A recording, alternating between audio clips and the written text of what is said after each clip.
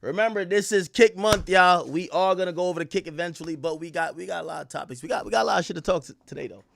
So we gonna be everywhere for a little bit, but then we gonna go over. Don't worry. Anyway, how y'all doing? How are y'all doing? I feel a little bit fraudulent. I can't lie. I had a very eventful morning, but I'm sworn to secrecy, so I can't say certain stuff. So I don't know what to say. I feel bad, you know. I try to warn them. I say, yo, hey, listen, you know me, I be popping shit. I might just end up saying it. They'll be like, yo, bro, don't fuck it up. All right, fuck it. Anyway, what's good with you? Somebody said Ari had me scared to stream. Bro, stop it, boy. Like, y'all know me better by now. Y'all know me. Nigga said, come on, bro. Like, yo, if y'all been watching me for like 2-3 years, bro, like, you don't even got to be watching me for 10. You don't even got to be watching me for 15. Like, you should be like, now we know act. We know. Anyway, we are in the building today. We have a lot of things to talk about. Jesus Christ, holy. There is a lot of things to talk about, from international news to some business news I got to get to as well.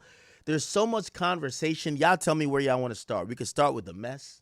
We could start with the bullshit. We could start with the fuckery. We could start with the salacious stuff. We got some court stuff that's coming down. A lot of it, actually. I know some of you might be like, nah, act, nah. What's going on in Iran? I got you with that as well. What's going with the Epstein files? I got you with that too. I got you with pretty much everything. So listen, we're gonna get into it.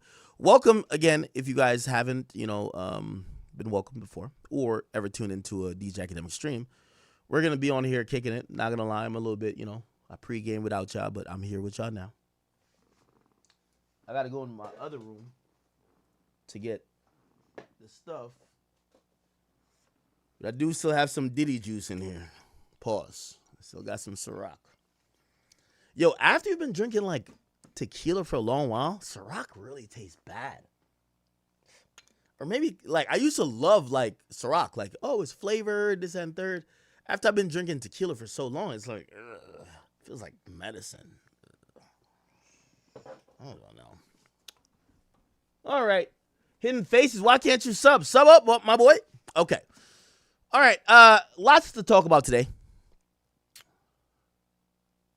It's not looking good on the front of the United States of America when it comes to Iran. A lot of stuff going on. I know I might not be your primary source when it comes to politics and stuff of the sort, but if I'm the person who makes it understandable for y'all, I'm just here to tell you, shit ain't looking good, bruv. Shit ain't looking good. There are a lot of more other things that's happening within hip-hop culture, and we are definitely going to get to those.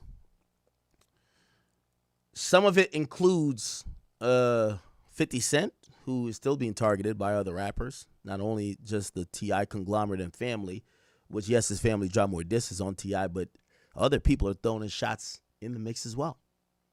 So 50 is under attack. Kodak, Boosie, they're going at it too. Oh, my God. Oh, my God. Okay. There's just so much going on, but I do want to give you guys the opportunity. This is where we encourage and welcome. I like to see who got the strongest chat. I got Rumble on my computer here, and I also got King Academics. But, of course, if you don't know, we have Kick. It's the chat up there. And we have the Academy, which is the chat right there. Okay, the lower chat. Show me where you repping, what you got going on. Let me know before we get into everything. I just want to shout out the people who are tuning in, no matter where you're tuning in from. I appreciate you guys. People want me to talk about the Ye concert in L.A.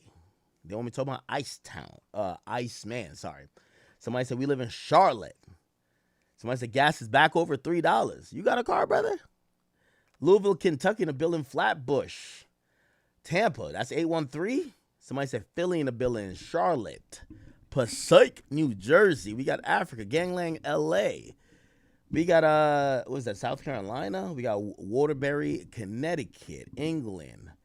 California. That's just a state, but just let me know what city. Brooklyn, Alabama. Come on, let's know the city, not just the state. St. Louis. You're not on Gravedigger Mountain. Yo, trust me. Them killers you got up there would have found you already. Thailand, the building. I know. Okay, you ain't in the city, but I'll let you go. Portland, Oregon. Fayetteville, Toronto, Missouri. Well, Toronto's not in Missouri, but that was two different joints. We got Toronto, Canada, and of course, Missouri, right? We got Vegas, Miami, Nairobi. Where the fuck is that at? Baltimore, Tampa Bay, Berlin, Tacoma, Washington, Jamaica, Fairborn, GA, Norfolk, Virginia. Okay, Minneapolis. Oh, shit. You were fighting ICE?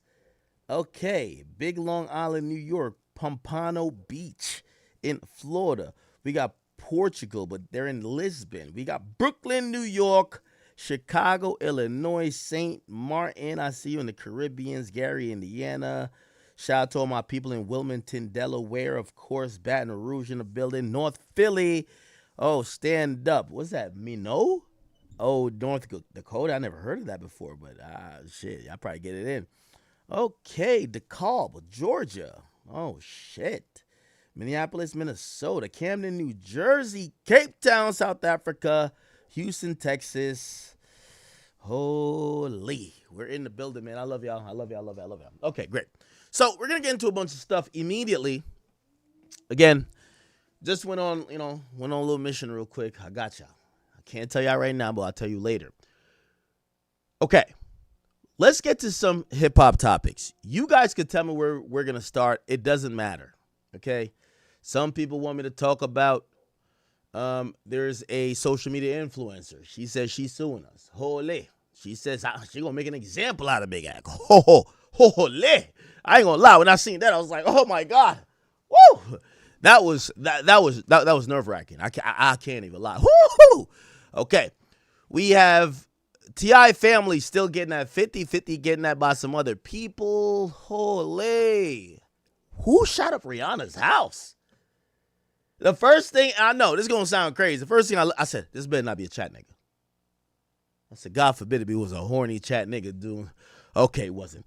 Woo! Okay. So we're going to figure out, was that person in the Navy? Were they in the Barty gang? Were they in the Barbs? We going to figure out. That was a Stan who did that. Or was it in the Beehive? We don't know. But some lunatic shot up Riri's crib. We're going to figure it out. Riri, I'm glad you're safe and family. ASAP Rocky, my prayers is with you.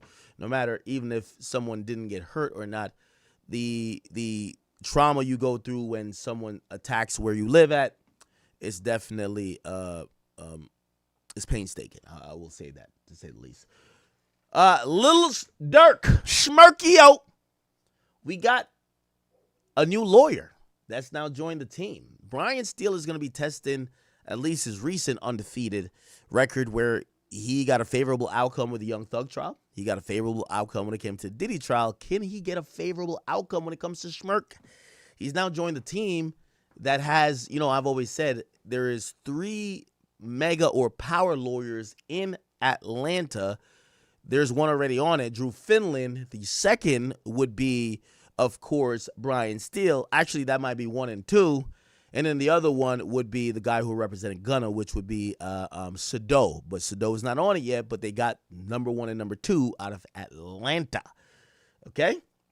Going to be very interesting. By the way, keep in mind, Drew Finland is the person who got Youngboy a global deal that resolved this federal and local case in what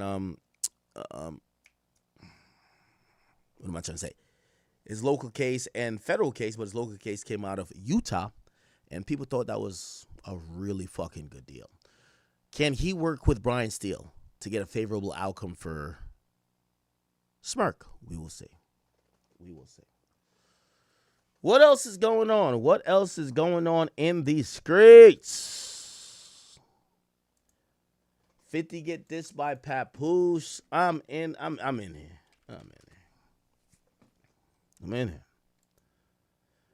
Gunplay got arrested? Oh, no. They said Drake.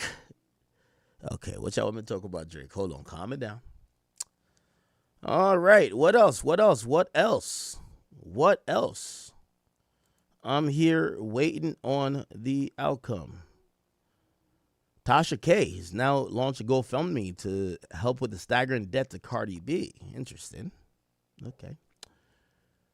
And what else? What else? Anyway, you guys can tell me where we got to start. We got to get into this immediately. Thug and Selena. What do you mean Thug and Selena? Thug and Selena. What about Young Thug and Selena? Or did I just read the wrong comment? Young Thug, Selena. Y'all want to talk about Blueface? Did Blueface respond back to me?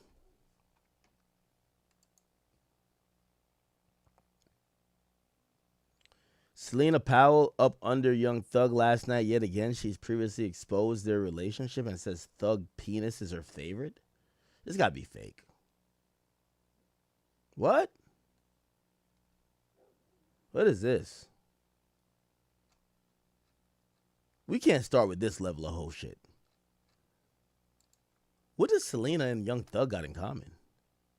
Let me see. This gotta be fake. No way. No way. Let me see. Young Thug, Selena. Nah, this gotta be some old shit, chap. March 8th? What day is it today? March 9th? Is it? Oh, who that in the bed? Who that in the bed? You just let this nigga, bro. This Hold nigga. on. Who that in the bed? Who that in There's the no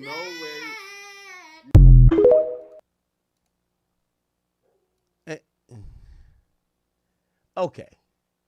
So is Selena Powell back here? It doesn't mean she's with him. I could tell by the sign. It says Vendome. Let me see. Young Thug, Vendome. Has he been at Vendome recently? Oh, he was at Vendome. Oh, shit. Oh, fuck. Maybe it was him. Young Thug pulled up to Vendome. Let's see. What the fuck?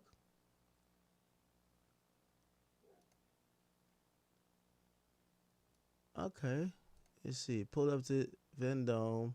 He was there with G Herbo. Did he perform? No. This gotta be like fake.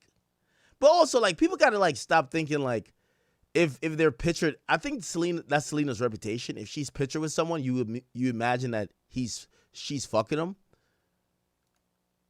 Oh, so today G Herbo was gonna be there, but what about last night? No, that's old. Yeah, I don't know. Let me see.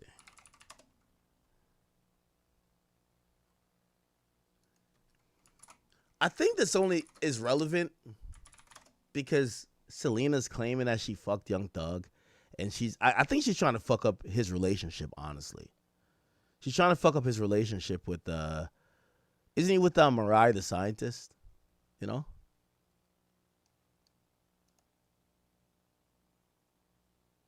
I don't know. I don't think this is actually real. I don't think this is real. Even though it kind of looks like, it does look like this. Let me look at this Twitter page. My bad. I'm way too invested in this, right? TikTok.com/MelBell0418.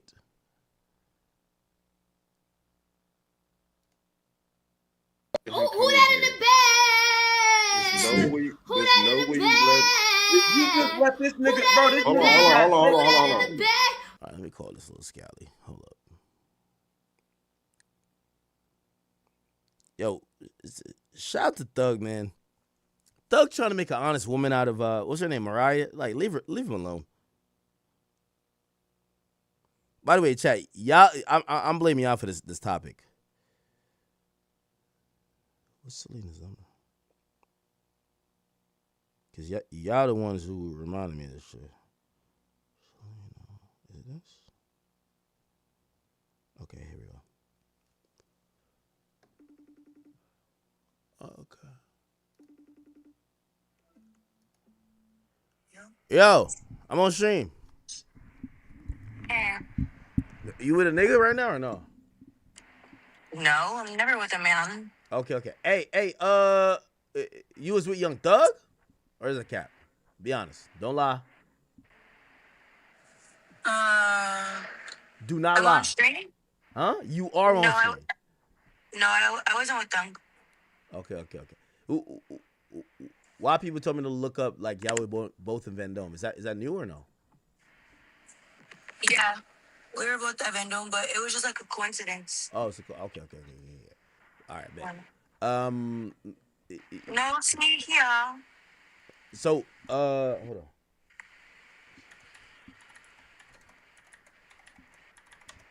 Just for the record, because I do think his shorty like probably want to beat your ass.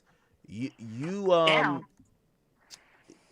You haven't been with homie on since he been with his shorty, right? Nah, I fucked him like. All right, goodbye. 2000. All right, goodbye. Okay. All right, yeah. You said 2001? Like 16. Damn, 10 years ago? Yeah. That don't even count as a fuck. What the hell? It's expired. Yo, you gotta get a passport every 10 years. The fuck? Like, you gotta get a new fuck. Okay, yeah, I bet that. All right, so he's clear, you know what I mean? Yo, I'm supporting black love. I can't have people fucking up their relationship. For whatever reason, people are spamming you and Thug. I think some stupid-ass page posted this. I don't know why. Yeah, I don't know, but it was just a coincidence. Okay. All right, bet. Cool. All right. I'll hit you back in a little bit. If your name comes back up, all right? Alrighty, thanks. Bye. I bet. Yeah. Coincidence do not mean anything. All right, bet. All right, cool. New topic. Somebody said, why y'all think I'm calling her because I care? I don't give a fuck. I'm trying to save his marriage. Bro, he got a whole relationship. Y'all think I do? Oh my God. All right. I ain't gonna lie, man. The video's going viral. We might as well talk about it. Hey, yo, listen, this new video going out. Let Bebe get his cheeks kind of, you know what I mean, massaged and, you know what I mean, cupped in the club. I don't know what's going on. Apparently, this is not a new footage. And he runs off jolly to the back. You know what I mean? Like, shit. So let me tell your side chick, like, yo, I'm about to fuck you and I'm about to fuck you later. Like, you know what I mean? It's like, all right, bet. Like, you ever tell some bitch some freaky shit and she skip off? She's skipping. Let Bebe right there, bro. I don't know what's going on. This is probably cap. Is homie grabbing his ass or like, nah? Let me see. Nah, this is how you hold your man in the club. Yeah, you got to kind of hold his buttocks. Like, what you mean? You got to make sure he don't fall back. Like, from what I heard, it was a steep ledge to the DJ booth. You got to kind of grip the cheek that he don't fall back. You know what I mean? Sometimes gravity might bring the nigga back. Right? Let me see. Right? Yeah, okay. That's a decent grip. I can't hold you. Okay. I bet. Yeah, all right. Yeah. I think niggas is tripping. This is not too crazy. The runoff was a little bit sus, but so what? Little baby got his cheeks gripped. What the fuck? Y'all niggas watch that nigga literally get basically almost like a pitcher train ran on him with the reverse double stuffed Oreo. Nah, it's so cool. Little baby, I'm defending you on that, man. I don't think that was wild. You've done crazier shit. I rock with you, bro. I stand with love, baby. All right. All good. We're kind of rocking through everything here. Oh, we got to talk about Rihanna shit. We'll talk about it in a second. Oh, Dak Prescott. Ooh, Dak, we got to talk about you in a second, my boy. Damn. Yo, this is like the Caucasoid Mountain. Damn. All white woman. Holy. Yo, Dr. Umar won't like this shit. Yo, this is like Dr. Umar's kryptonite. You put this nigga right here, this nigga will probably drown, nigga, suffocate. This is Dr. Umar's kryptonite right here, gang. Holy. Damn. All right. Well, I guess homie plays for the Dallas Cowboys. Well, he played for the Cowboys. I know what it is. All right. We're just kind of working our way down here. What's I got to say? Yo, chat. Y'all can't wild out on Lil Baby. Y'all like y'all favorite rappers getting their butt cheeks, like, you know, kind of cupped. Like, stop it, bro. Like, y'all not going to, like, act like Lil Baby doing something that your other favorite rapper don't do. All these rappers get a butt cheeks like cupped. Like, stop playing, bro. Feel me? Holy. My man said. Holy, what the hell? Oh, we still in the building.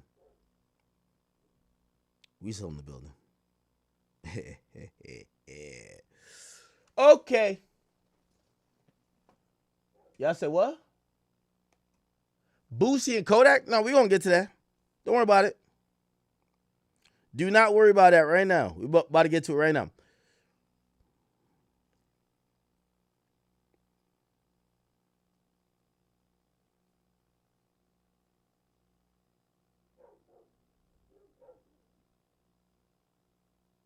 Hold on. Give me 1 second.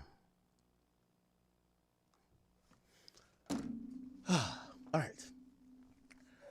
So, what should I do? Let me see. What should I get to? Let me hit a real quick Breakfast Club topic, I think. I should hit the Breakfast Club topic. All right, so Charlemagne, he's talking about the whole Netflix thing, and shout out to Charlemagne, one of the icons in our culture when it comes to commentary and just come to be the media personality, period.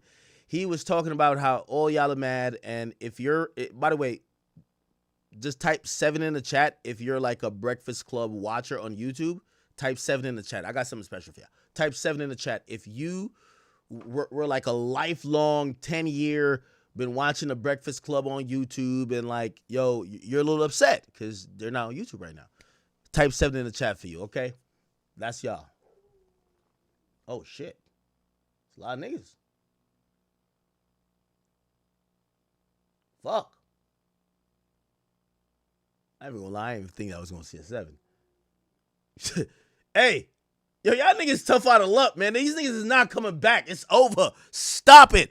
Yo, Charlemagne, I mean, coming back for 2-3 years, man. Yo, just join the academy. Join the Discord, nigga. It's over, nigga. Stop playing, bruv. Hold on, man. Let's get straight to it. These niggas over here typing 7 like, yo, like I'm about to force Netflix. Yo, bruv, it was an easy decision. Your stupid ass or 200 mil. Get out of here. It's over. Listen, just line up with the academy. You be straight. Now, let's get straight to it. Charlemagne is breaking it down. I love when Charlemagne does his breakdown when it comes to media because a lot of times there be a lot of like niggas popping shit. They don't really know what's going on. Charlemagne gonna tell us what's going on with the business. Here what's popping for all you niggas who type 7. He gonna break it down for y'all. Netflix. And the crazy thing that's funny, the funny thing to me is like people will be like, I'm not watching Breakfast Club on Netflix, but then you constantly tweeting about the America's Next Top Model doc. You know, you constantly tweeting about Stranger Things. You constantly tweeting about the Diddy doc, whatever the fuck it is. What you said though, it's like change is always going to be tricky, and people are going to be. Now, just once again, refreshing everybody who might not know what the fuck is going on. The Breakfast Club, after they have been publishing most of their content on YouTube for a while, they have decided that their content is going to be published on Netflix. They want their audience to follow them over to Netflix, and some of them have gone, but some are really upset. They're like, we didn't get a say in the matter. And, you know, y'all know how I subscribe. It's like the audience is the boss, right? So, you know, no matter how much we could act and we could talk that shit, the audience really runs shit. So if they're like, yo, we didn't give y'all approval to go do some shit, you got to really rethink yourself. However, at the end of the day, the Breakfast Club is owned by iHeart, and, you know, money talks. So they made the decision, and unfortunately, I think Charlemagne is the leader that they're pushing out there to say, make these Negroes accept the change. And, you know, he's trying, but, you know, he's also trying to explain to us. So listen to this explanation. Frustrated with change, and eventually they'll adjust to it. And a lot of it is just narrative, Andrew. People, somebody will get online, create a narrative, put something in somebody's head, and then everybody will run with it. No way. Yes. When has that happened ever? I can't fathom that even exists. I'm just saying, it happened. So now everybody's like, yeah, I agree. But no, I just want everybody to ask one simple question to themselves. What are the viewership numbers on Netflix? And it's not just for Breakfast Club. This is for Joe and Jada. This is for Chelsea Handler. This is for, you know, anybody that's over there. Bill Simmons. What are the numbers on Netflix? They're not going to tell you. Now, when you get the numbers on Netflix, then we can have an honest conversation on whether this is working or not. And by the way, if it don't work, I will be the first to tell y'all. Yeah. Cause I want us to win. If sometimes we got to be the first over the hill to see what's over there, cool. But I'll be the first to tell you if it don't work. Yeah. Trust me, trust and believe. Okay. And I will be, yes. Also, did anybody ever watch the whole Breakfast Club on YouTube, or were the interviews chopped up? Exactly. It was never the full show. Right. It was always segments, like so. And even now, when you go on the Breakfast Club on YouTube, we do put up clips. You know, we put up clips on. So nothing has changed on social media. That's how I would organize Breakfast Club on Netflix. I would have it piecemeal. And well, Donkey Today is piece. For me, what I would do is like you click on Netflix and it's just like click on Breakfast Club and it's just like, you know how it has episodes and seasons. Oh, it does have that. But what I would break it up is like, okay, Donkey Today, and then there's all your Donkey Days. Okay, interviews, and then there's all the interviews, and then there's full episodes where you could just watch the full episode. But that way, if you just want the Donkey Today, you're running that. If you want an interview from 3 years ago that was fire and you just want to watch it again, you get that. Oh no, but it's no back catalog on this. That's what people don't realize. Like when you go like Everyday Daily. That's crazy. I would have bought the back catalog if I was them. You can't. How you buy a back catalog? It's all over the place. Yeah, I would have bought it anyway. 15 years all over YouTube. You can't do it. I and that shit, come on, back catalog Breakfast Club would be too crazy. Yeah, but you're not getting more money for it now. Yes, you are. I mean, you're getting like YouTube views and that kind exactly. of stuff. Like you're still monetizing on YouTube. But when you go there daily on Netflix, what you see is the Breakfast Club full show. Then you see Donkey of the Day. Then you see the full interview. So those are the three. I love it. Because they organize it like how the podcast. I would have just licensed it like they do Seinfeld or Friends or whatever. I would be like, yo, give us your whole back catalog and we're going to give you a licensing fee for the length of the contract here. And it can also be on YouTube, but I just want you guys to get into the flow of always coming to Netflix to watch your Breakfast Club stuff. Well, that's what I would have done. I don't want to say too much because I have ideas. And the last time I had an idea, which I knew was going to happen, like I knew YouTube was going. I knew, and I said there's a brilliant ideas episode where I was like, you know what, I'm not going to say this because I don't want to give them no ideas. I knew they were going to suppress the content that went over to Netflix. I vehemently disagree with Charlamagne with that. Just like I think Charlamagne would disagree. Like Charlamagne is one of those people that be like, yo, all y'all that keep just saying Rock Nation is behind this, y'all are conspiracy theorists. Why the fuck would somebody at YouTube that is managing Mr. Beast, managing all these powerful people say, hey, could y'all log into the Breakfast Club thing and suppress their shit? No, it's not happening. The audience just is unsatisfied. That's it. Your views will never be the same if the audience they're the boss. If the audience don't like you or the audience are mad, they're going to leave. They're going to support less. They're going to thumbs down. That's going to affect the algorithm. I don't think it's YouTube. With all due respect, because, again, and I'm not saying nothing that could even be misconstrued as hate because I did the same thing with Off the Record. I don't think that Off the Record views got suppressed by YouTube because it's on Spotify. No. People just wouldn't tune in for that content for 5 minutes of the content when the content is really 3 hours. That's it. It just makes sense. What you mean? They suppress the content, like the content that's still, because we still put clips up on YouTube. Oh, but they're not. Yeah, but that's not being suppressed. Your audience is telling you if you're going to give us 5 minutes, we don't want it. We want the entire 2-hour conversation. We want an hour. Listen, and maybe I got to holler at Charlamagne like directly. I'm hoping y'all realize this is not hate or nothing like that. If he thinks that it's YouTube suppressing the Breakfast Club, he's very wrong. Your audience is shouting at you. They're screaming at you, and you're blaming everybody but listening to them. That's the thing with YouTube. I've been here for a long time. I've been in moments where I knew the audience was saying otherwise, but for whatever reason, I said, yo, I'm going to just take this L. And it's okay if you want to take the L. But if you ever want to really be optimal, you got to listen to the audience. It's like Flagrant, and shows should know this. Your audience keep talking about it's a Kosh thing. They're not going to let it go. They're your boss. This idea where we all get so lit and we get so rich that we just think that the audience is just like some peons who just deal with what. No, they're the boss. And they're usually really flexible. I got to be honest. The audience is the best boss. The audience will take some shit, understanding, blah, blah, blah. They're very understandable. What they don't like is when you try to play them stupid. Oh, like you're smarter than them. You're not. That's when they rebel. I think Charlemagne just needs to acknowledge to them, hey, listen, this deal happened. Maybe everything wasn't thought out right. Let's try to figure out how we could make you guys happy. Now, granted, I do think some of the things that could make them happy is outside of the contract. Like, for example, they want y'all three. Are y'all three down to do extra hours to make the audience feel happy? That they could be like, oh, okay, now this feels like extra content. We'll just go to Netflix for the extra content. But y'all are getting paid without doing that. So if you want to appease them, but I say the audience is the boss. So you have to lean into the audience. If they're all unhappy, you got to lean into them. There is nobody bigger than the audience. That's what I think. So somebody talking about signing Netflix deals. No, I'm not.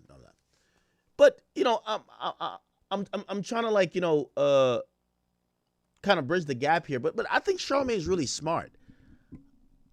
I think because the deal is so locked in, he can't have that nuance. Charlamagne is one of the smartest guys when it comes to business, and he worked all his life to get in this position. Maybe the internet's a little bit new to him, but like, no, he's smart. He's smart. Trust me. And that's where I'm like, why are they acting like the audience isn't screaming at them? They're not letting No. It's not YouTube. Put it like this. If YouTube never suppressed, which they didn't, and you could ask him, YouTube never suppressed Joe Rogan. And Joe Rogan is bigger than all of us. Why would they just pick and choose with the Breakfast Club? No. At all? No. And why would you? But there must be some sort of like, what is the government body that regulates content on the airwaves? FTC? Man, get the fuck. FCC. Who they don't give a fuck. But there should be some FCC, like if you're unfairly throttling content, like that's. But they've been doing that. They can do that anyway. And by the way, they're not regulated by the FCC. What are we talking about? YouTube's never been regulated by the FCC. They must have some sort of. No, regulation. that's always been the Nothing? issue. I think that's None. for television. None. Not for streamers. FCC's for radio and Yeah. fucking Well, TV. there wouldn't be a brilliant idiots if they were. Oh my God. Yeah. Oh my God. But yes, man, go watch The Breakfast Club on Netflix. You know, listen, guys, we're doing great. That's all I can tell you. And stay tuned for, more announcements considering Breakfast Club on Netflix. Cause you know what my ultimate goal is, baby. And just let you know that's right around the corner. What's your ultimate goal? Now, wait, hold on, let me just hear this. No, man, I don't want to say. You just said we know it. I've told y'all off air. I don't need to. I don't need to show my hands here. Yeah, I'll tell y'all when it happens. All right. But it's gonna be great. Okay, it'll be great. Guys, major announcement. I got. Ooh, I don't know this. All right. I guess like my final thoughts is this. We have these amazing audiences that are just really honest and smart. You got to be honest with them. One thing I know about the audience never wants to stop your bag. They don't. The audience don't be like, nah, just stay broke with us. Like, put it like this. If I'm going to do a stream, I'm like, oh, I got to do a gambling stream. I have a gambling deal. Yeah, I'll be like, yo, go, nigga, do the gambling stream, but do the regular stream too, nigga. Like, don't do that and just do both. You know what I mean? Because the audience ain't haters. Like, oh, yo, we got a $200 million deal. All right, cool. But you know what we fuck with you for. We want them interviews and we want this and we want that. Oh, you can't do that no more? Okay. We're just forced to go. So that's where I think the audience is kind of, they're speaking out. They're like, yo, this isn't cool. I do want to say also about this idea about like Netflix. And this is my last thing on it, is that when we think about Netflix, and we think about YouTube, I know people want to act like the content and everything is kind of like ubiquitous, but it's not. What Netflix is paying for, and just to give you the business sense of all of this, Netflix is trying to pay to change user behavior. When people are in the car, they play their Spotify, their Apple Music, they might put on a podcast. That came after a lot of years. What they don't do is open up their Netflix app while they're connected to the aux. They don't. I listen to Breakfast Club, or not Breakfast Club, I mean Brilliant Idiots, or maybe a snippet of the Joe Budden podcast, or I might watch some reruns of even myself to make sure I'm on point with what I'm doing. Or like I might listen to No Jumper, or even a Vlad TV if I don't want to listen to music in the car. What I don't do is open my movie app. When I think about Netflix, my thought is, oh, I'm in the bed with a chick, I'm trying to fuck, let's put on some background noise that I can start get to cracking. It's not necessarily about like my little weird whatever in trying to like explain that. It's about you guys understanding user behavior. User behavior and, acting like the audience is stupid is only going to hurt the Breakfast Club. The audience is extremely smart. Most people do pay for Netflix. They're not broke. But they use it as a non-morning, non-daytime, non-lunch. It's a reason why I sit here and I say, hey, listen, I know you guys, if you're truck drivers, we got to, I don't know if y'all seen it. Where's my shit at? Oh, where's my shit at? Oh, we got the Academy Truckers hat. Why? You know what I realized? We do a long stream. My stream helps truck drivers get across the country. It gets delivery guys, it gets them through their shift of delivering mad packages. It gets security guards who work overnight shifts at weird places that just get through their stuff. You got to embrace what you are, not be delusional, right? So I got to think about those people. There's listening behavior. There's a behavior of, hey, you guys come on in the morning. We watch out while we're catching up on email from the night before, and then we're about to get lunch, and we're on the way to lunch. We don't lay in bed with our partner or someone who we're interested in romantically and say, turn on Breakfast Club. That's what they won't admit. And it's fine. Here's the thing. Because viewer or listener habits change. The idea is to be honest with the public. Netflix is spending billions of dollars, and they probably gave y'all company $1 billion to try to change that. There was a point that Spotify wasn't the place you went for podcasts. Apple had an app called Podcast. So for them to get Joe Rogan, this and third, they was trying to change that behavior. They spent billions to do it. And some people still listen to podcasts, whether on YouTube or even on Apple. But that's what's happening here.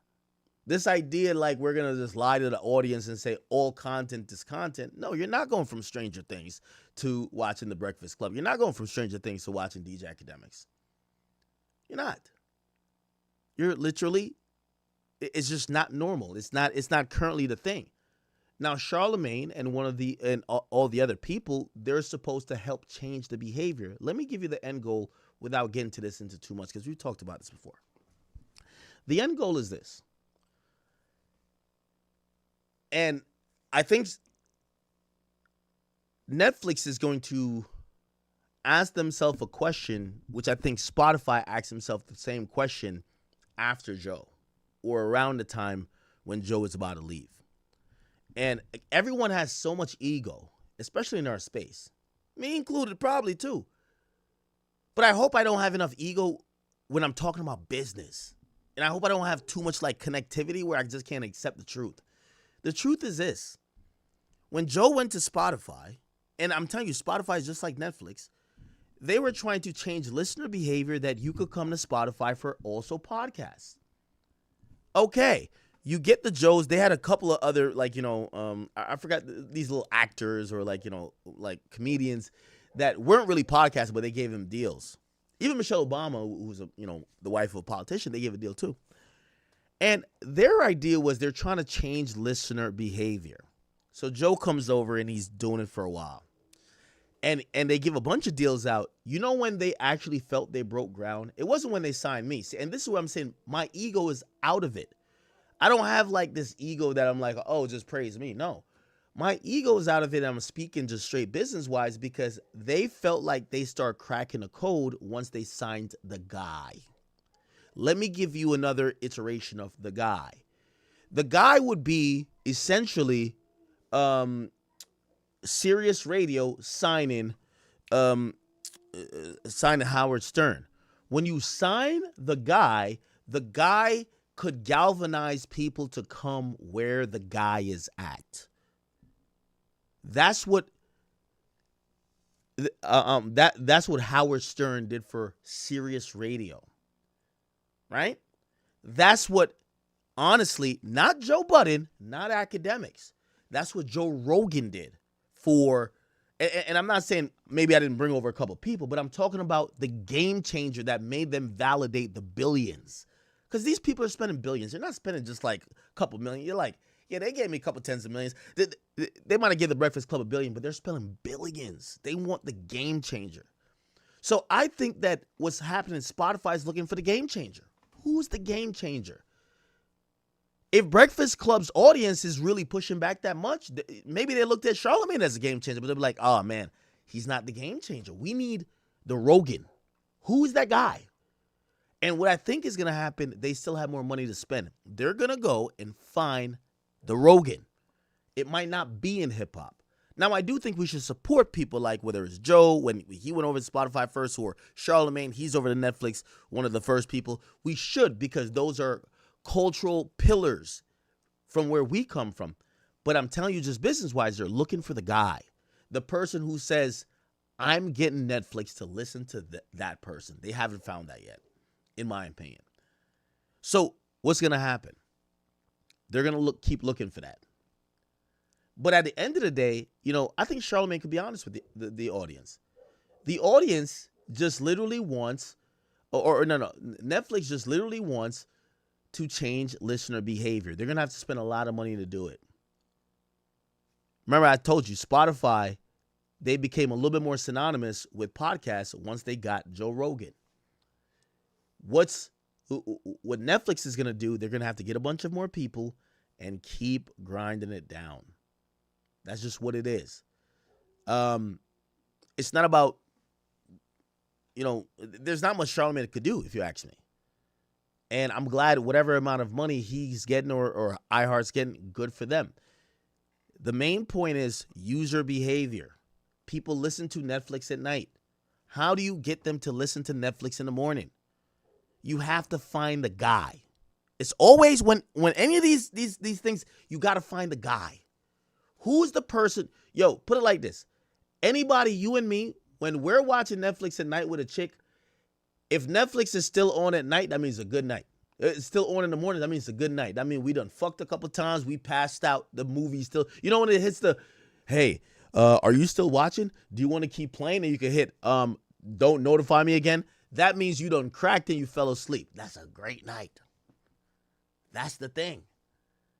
But generally, nobody gets up in the morning, makes some coffee, they're getting ready for work, and they say, turn Netflix on. It's a nighttime app. It's a nighttime app. So they're trying to get someone to convert it to a daytime app. Also, when you think about Netflix, you don't even think about YouTube video. And we could talk about even expensive made YouTube videos. Mr. Beast. Yes, Mr. Beast has a show that comes on Netflix, but we don't think about Mr. Beast's YouTube channel on Netflix. So if you don't even think about one of the highest highest produced channels on Netflix, why would you think about The Breakfast Club? So they're kind of trying to change user perception, but it only takes a lot of time, a lot of money, and I think this is the fight Charlamagne is battling for the next year. It's possible that they signed Charlamagne with The Breakfast Club thinking he's the Howard Stern. That's important. If they think he's the Howard Stern, remember what Howard Stern did. Hey, when I say I'm going there, I'm bringing 1 million people with me there. If Charlemagne says, I'm bringing my shit to Netflix, how many people go? That's going to be the true test. And I think this is the first sign-in. They're going to see how this works for a year, year and a half. You know what they're going to do afterwards? They're going to go and find the other guy that they're going to pay $3 billion to his company and find the guy. They're going to find the guy because they have infinite amount of money. I know we're all like, oh my God, $200 million. Oh my God. Yo, I heard I got $1 billion.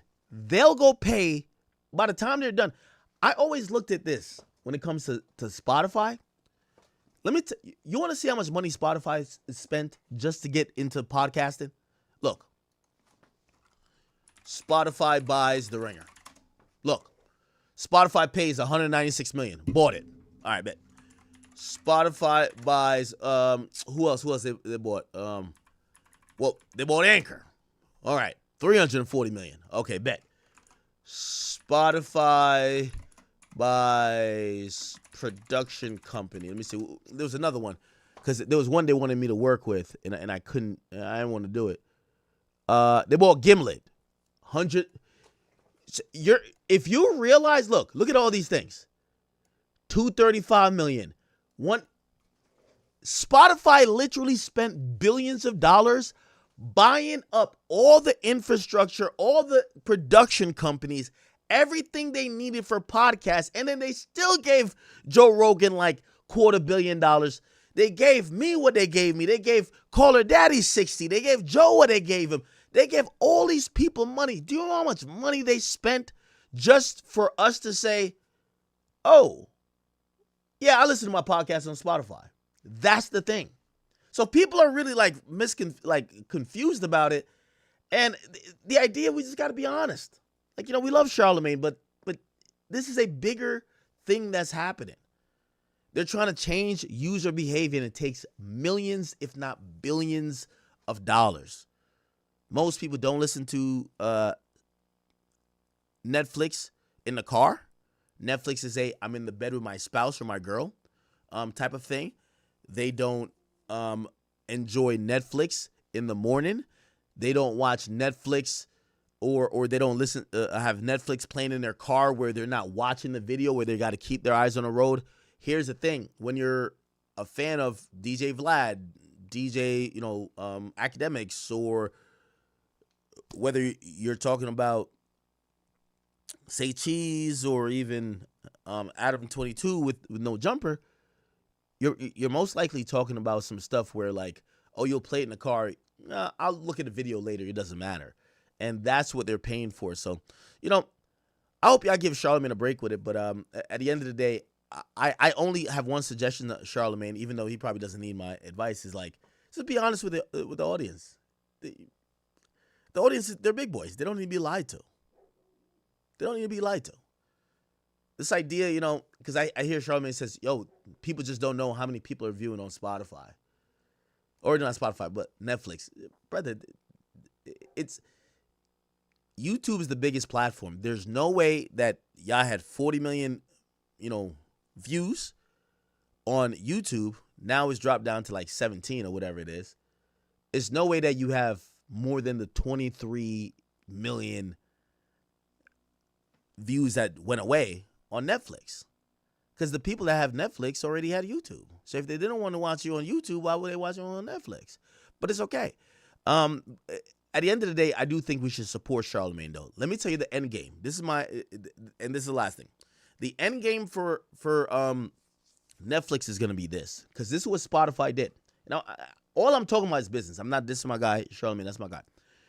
The end game for Spotify, or not Spotify, Netflix is going to be this. And the reason why I'm saying it's going to be an end game for Netflix is because Spotify's end game was this. Right?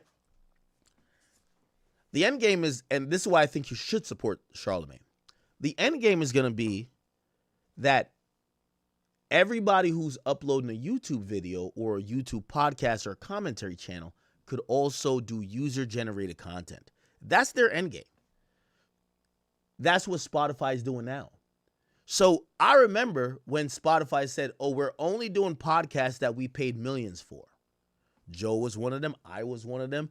Rogan was one of them. And it's like, oh, we're doing these curated exclusive deal podcasts. All right. But over time, once they siphon off and get all and suck all the blood out of your listener base that likes podcasts, or, in the case of Netflix, that likes The Breakfast Club, what they're going to do, they're going to say, here's the thing. We're done doing these type of deals. So that's why I think they have a $7 billion budget for 4 years. Remember I told you, $7 billion. I think their budget is $7 billion for 4 years. They're going to buy up everything, give all the deals out for 4 years. And I believe this isn't even year one. It's basically year two because they started the deals last year. So I think 2030 is when this shit is a kaput. They're going to spend billions of dollars, and this is going to be the result.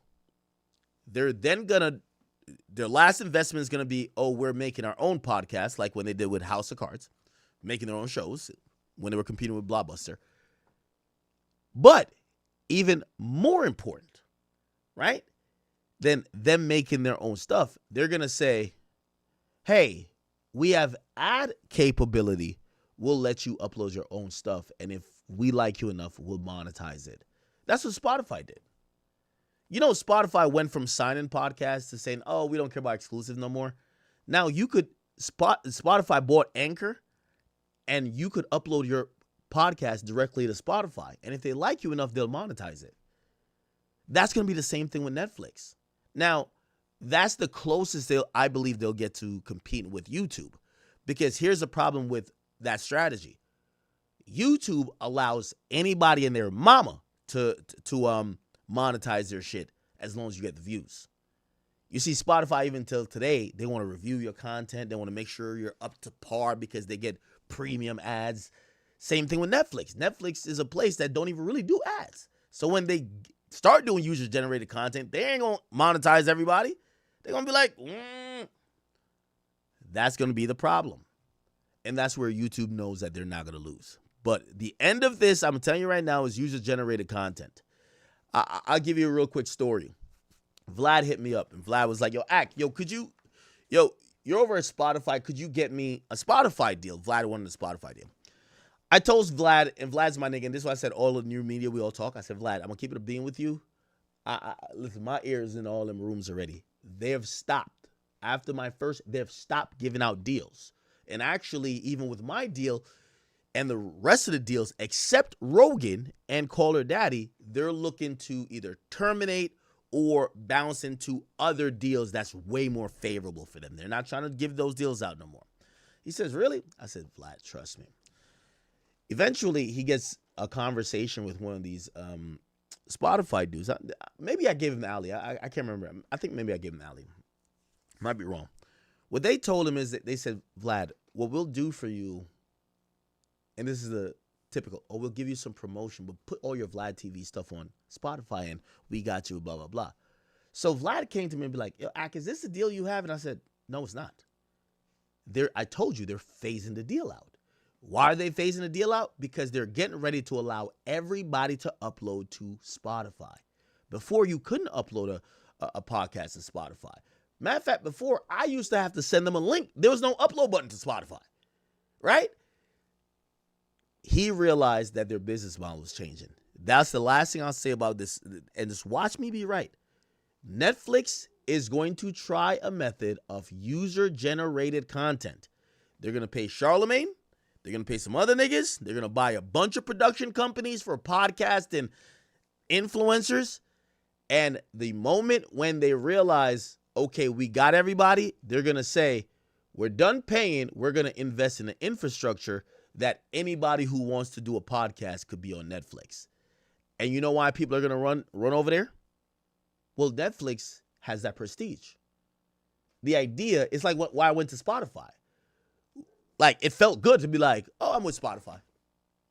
That's the thing. So, anyway. I feel like I dragged that a little bit too much again, but it's all good. All right. Right.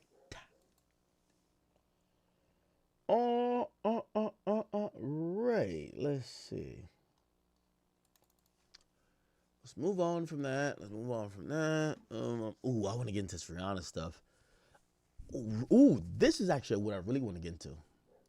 This was so sad. In my opinion, it was so sad.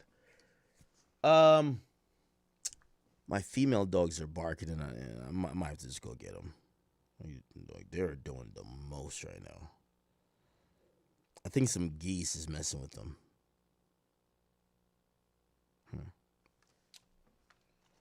Okay. Watch. As soon as I said I was going to get them, I hear no more barking. Okay. Should we just get to some of this business stuff? I'm going to try to complete it. Let's see, I can hear them. Okay. I'm going to bring them in. I'm sorry. It's going to take me literally 3 minutes. Don't go nowhere. Okay? Don't move a fucking muscle. I am going to go grab my dogs. Wait.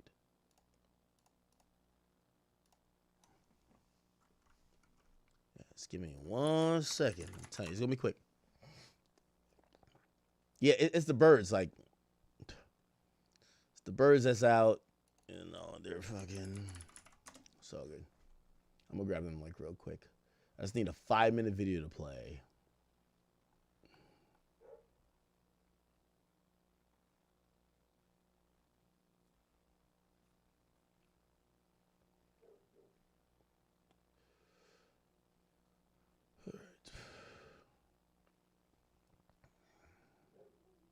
All right, what the fuck? What's going on with hip hop content, man? Oh, the Dwight Howard shit is crazy. What is this?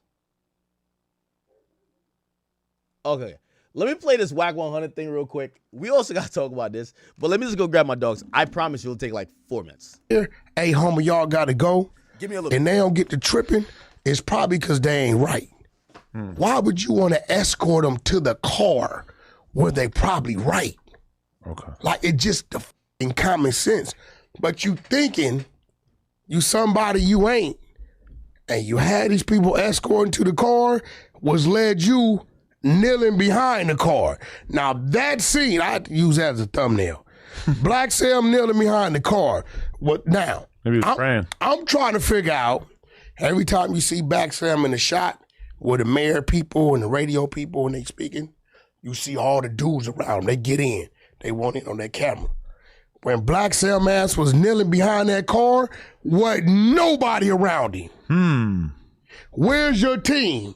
Now, I know when people they beefing with me, they say dumb shit like Aunt Hefe. Oh, yeah, Wax said he ran the content with me so I could speak on it. Where was his team? I mean, niggas get little. No. My niggas don't run. They run to it or they secure. You don't leave. Dude was sitting right here by his motherfucking self. Right? So now you got 2 out of 3 of the marathon burgers with a bad look over his dumbass decisions because he want to be Lil Big U. But you really think the Rockstar thing was that big a deal? Nigga, let me tell you something. It's different than a shooting. No, let me tell you something. That's Hollywood. Ever since he did that shit, niggas going there, they jacking, police jacking, everybody come in and out that motherfucker. You can't even enjoy your burger and fries and shake. By the time you get off the curb, nigga, I didn't fucking with you. Your burger and fries is cold and your shake did melted. I Why? heard this. This a fact. Anti-marathon Why? propaganda. No. From what I hear, it's packed all the time. It got long around Listen, the bro, building. a bunch of niggas that tell you, police is fucking when everybody coming in and out of there. He did that. As a business owner, Rockstar ain't gonna hurt a fly. He looking at what his day is. Why even do that? Let the nigga get his burger and fries. Just don't talk to him. Have a great event. You got everybody there. Big boy, you got everybody. It's a positive. All right. Okay. I grab water and there's no water in there. Okay.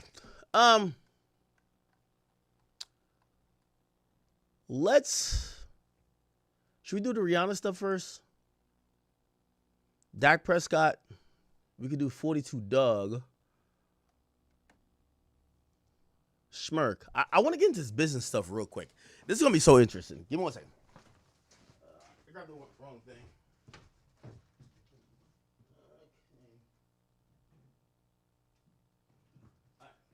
Okay. Apologies. My bad. Had to grab some beverages. Okay. So, let me kind of break down something which I think is this is going to sound so crazy to y'all. So remember I told you that Live Nation, which I completely believe is a monopoly. Like, come on. If you don't know what a monopoly is like, so there are antitrust laws on the book that says, you know, in this capitalistic society we live in, there has to be competition in every pretty much, you know, field or a place where business is being taken advantage of. Why? Well, it benefits the consumer, right? So the idea in capitalism is that you want to incentivize the businesses to make as much money because that competition is going to breed better products, but you don't want them to be too, you know, controlling, because when lack of options exist, people just only have one place to get their items or whatever from. So you want a healthy competition, but you want people to be incentivized that they should get better, do more to gain as much money, right? So because of that, there are anti-monopoly laws on the books. Why? If I could ban everybody from selling water, right? And I'm the only one that sells water. Well, why do I have to sell water for $5? I could then sell a case of water for $50, $1,000, whatever I want to choose. Now, in capitalism, it's supposed to help the consumer. It's also supposed to help the businesses.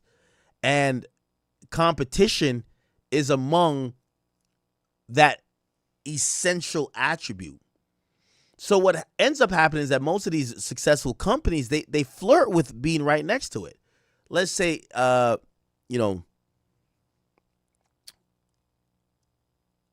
say a company like Amazon. They've been accused of being a monopoly. Well, you might be like, how are they a monopoly? Well, if they basically eliminate all competition, that if you want to buy, I don't know, a carton of milk, or you want to buy, I don't know, a bicycle, you're going to go with them as opposed to anyone else. That's monopolistic. Now, they do a few things that kind of come close to it, where they're like, hey, if you could find a cheaper price, we'll match it, we'll beat it. But other companies do that. Now, what they also do is like these interesting tactics where not only will they attack name brands, they'll attack other companies that might be even local. Say there's a local company there, it'll be like, hey, we could do it for this. They'll be like, hey, we'll take a loss. And that's been historically their thing. We'll lose money trying to gain your love over the local company that can't afford to lose money.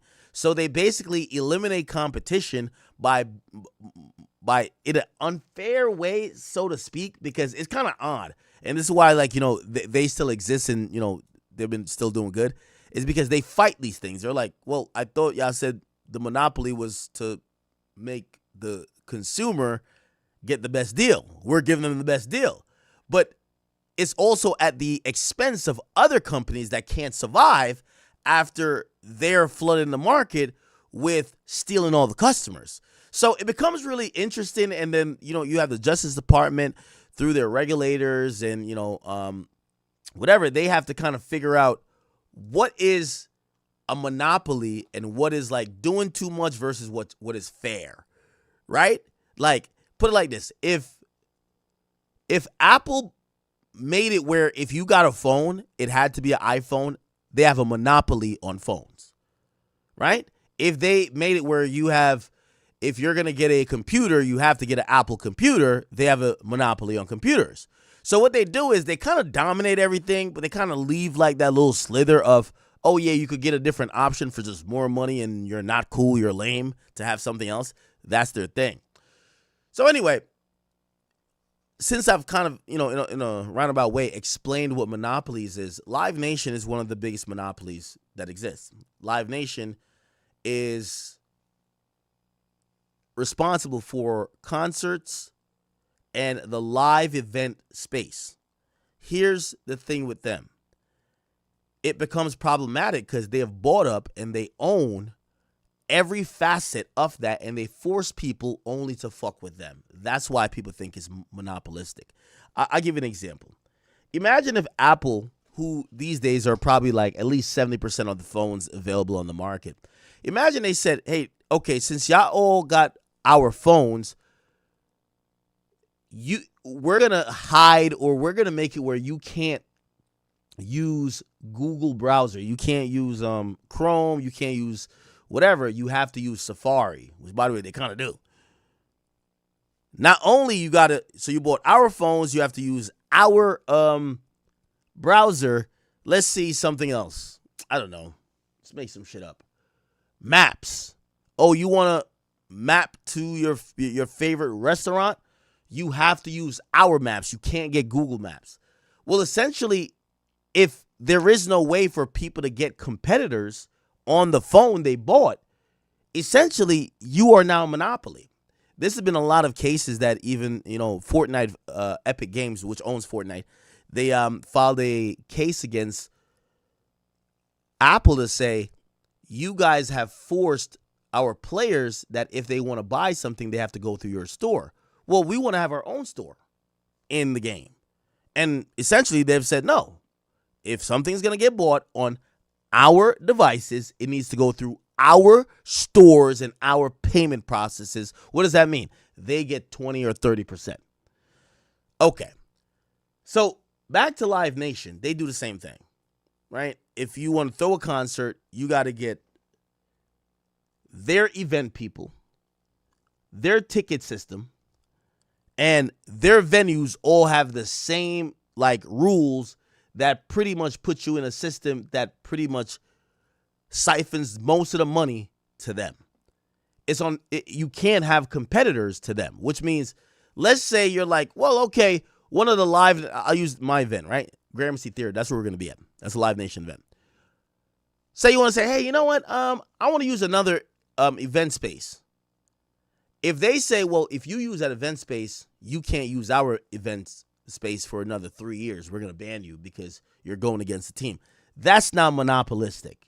You're pressuring people to only use you, and you're trying to remove competition that the consumer is only beholden and has to go through you. That's monopoly.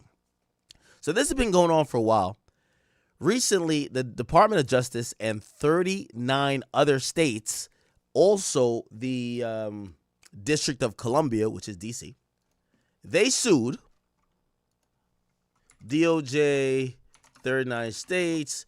They sued Live Nation, okay? And when they sued Live Nation, the idea was that, hey, listen, we want you guys to pay for breaking these antitrust laws that is forcing people not to have a choice when they're trying to throw concerts. You guys are a monopoly, and that's illegal. Essentially, what happened is the Department of Justice, which is the feds, have settled, which this is crazy. They have settled mid-case. Now, the interesting part about it is that the 39 other states, okay, the 39 other states and the District of Columbia, they have not settled. But the feds have said, all right, peace, we're good. Why? By the way, they were presenting evidence that showed complete corruption, in my opinion. If you guys want me to get really into it, I will, but I don't want to make this a long segment. It was showing complete corruption with these guys, that they were really operating like a monopoly, completely eviscerating any competition in their genre or their, field of business. The feds announced, you know what, we're getting out of the civil suit. And yes, it was civil, it's not criminal. We're getting out of it because we have got a settlement with them. Huh? The settlement reportedly is for $280 million. Okay? So the settlement, Live Nation settlement, $280 million. So they agreed to pay the feds a $280 million bill, right? Let's see if we can find it. Hold on. 280. Ticketmaster will divest 13 amphitheaters. Okay, so here's the agreement. Ticketmaster will provide a standalone ticketing system that allows third-party companies. So that was the problem. SeatGeek and StubHub, they couldn't compete with Ticketmaster because Ticketmaster got all the tickets for every event. So what they had to do was wait till people bought those tickets, or they had to flood the market with bots to try to get the tickets and then sell it at resale value on their ticket outlet, which was SeatGeek or StubHub. The argument was, if there's some tickets available, why does it have to go to Ticketmaster? Why can't everybody be openly accessible to it?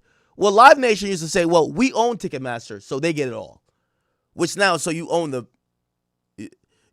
touring company, you own the concert company, and you own the ticketing system, and you have these non-negotiable like license with the venues that they have to listen to you. Anyway, here's the agreement that happened mid-trial.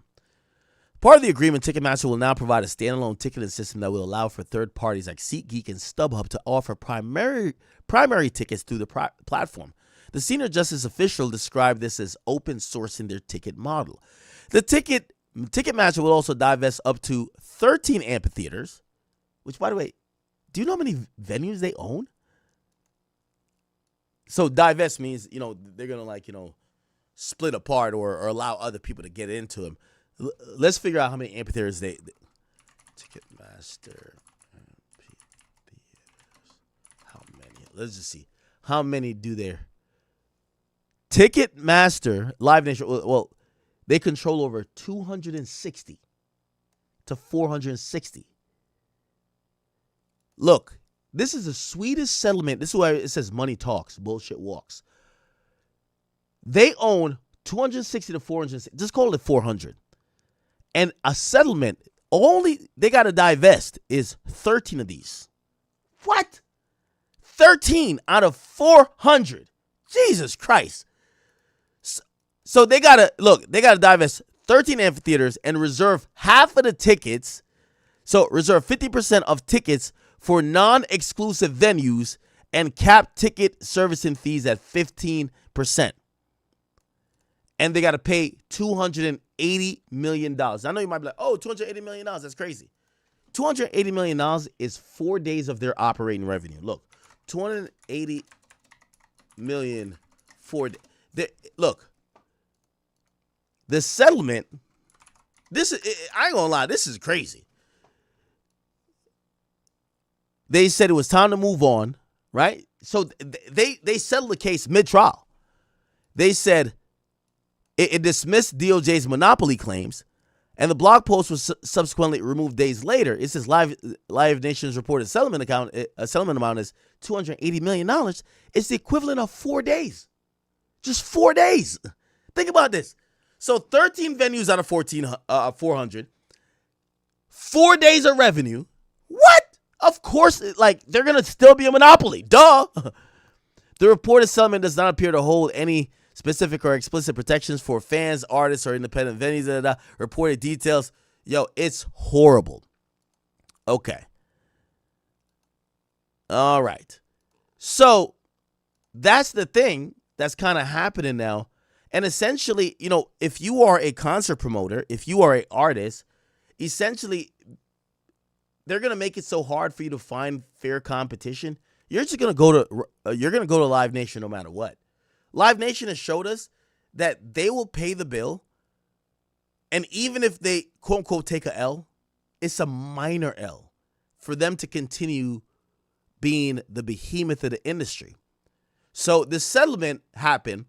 And because it was DOJ plus 39, or actually 40, but 39 states and, the District of Columbia, which is 40 in terms of the other people, essentially, they're trying to say, look, some of the 30, they're expected to continue pursuing the case. New York's Attorney General, which they're going to matter a lot. You know why? Said the settlement fails to address the monopoly at the center of this case, adding that we will continue our lawsuit to protect consumers. New York gets it the worst because they have all exclusive contracts with all the biggest venues that charge the biggest prices in the entire country, which is New York City. So if the feds fell back, the states still got to fight. In a post on X, Cali Attorney General says a bipartisan group of attorney generals will continue this fight and get a better deal for consumers. So they're saying the feds, which is so crazy. And I want to be honest what this means. It means that Trump, DOJ, said, okay, we'll just take this, we'll let it go. Why do you think that? There's something there with Trump's DOJ that let these guys off basically with like a little slap on the butt. And unfortunately, it shows that as much as we voted for Trump or whatever, like, yo, this nigga's down to like let Live Nation just keep pillaging all the fans. It's now the states that have to fight for this because the feds have said, peace out, we good. We straight with this shit. We good. So now the states have to fight for their own. And by the way, if one of these states aren't the state you live in, you're fucked because the feds already got out. They're like, 280 million, we're good.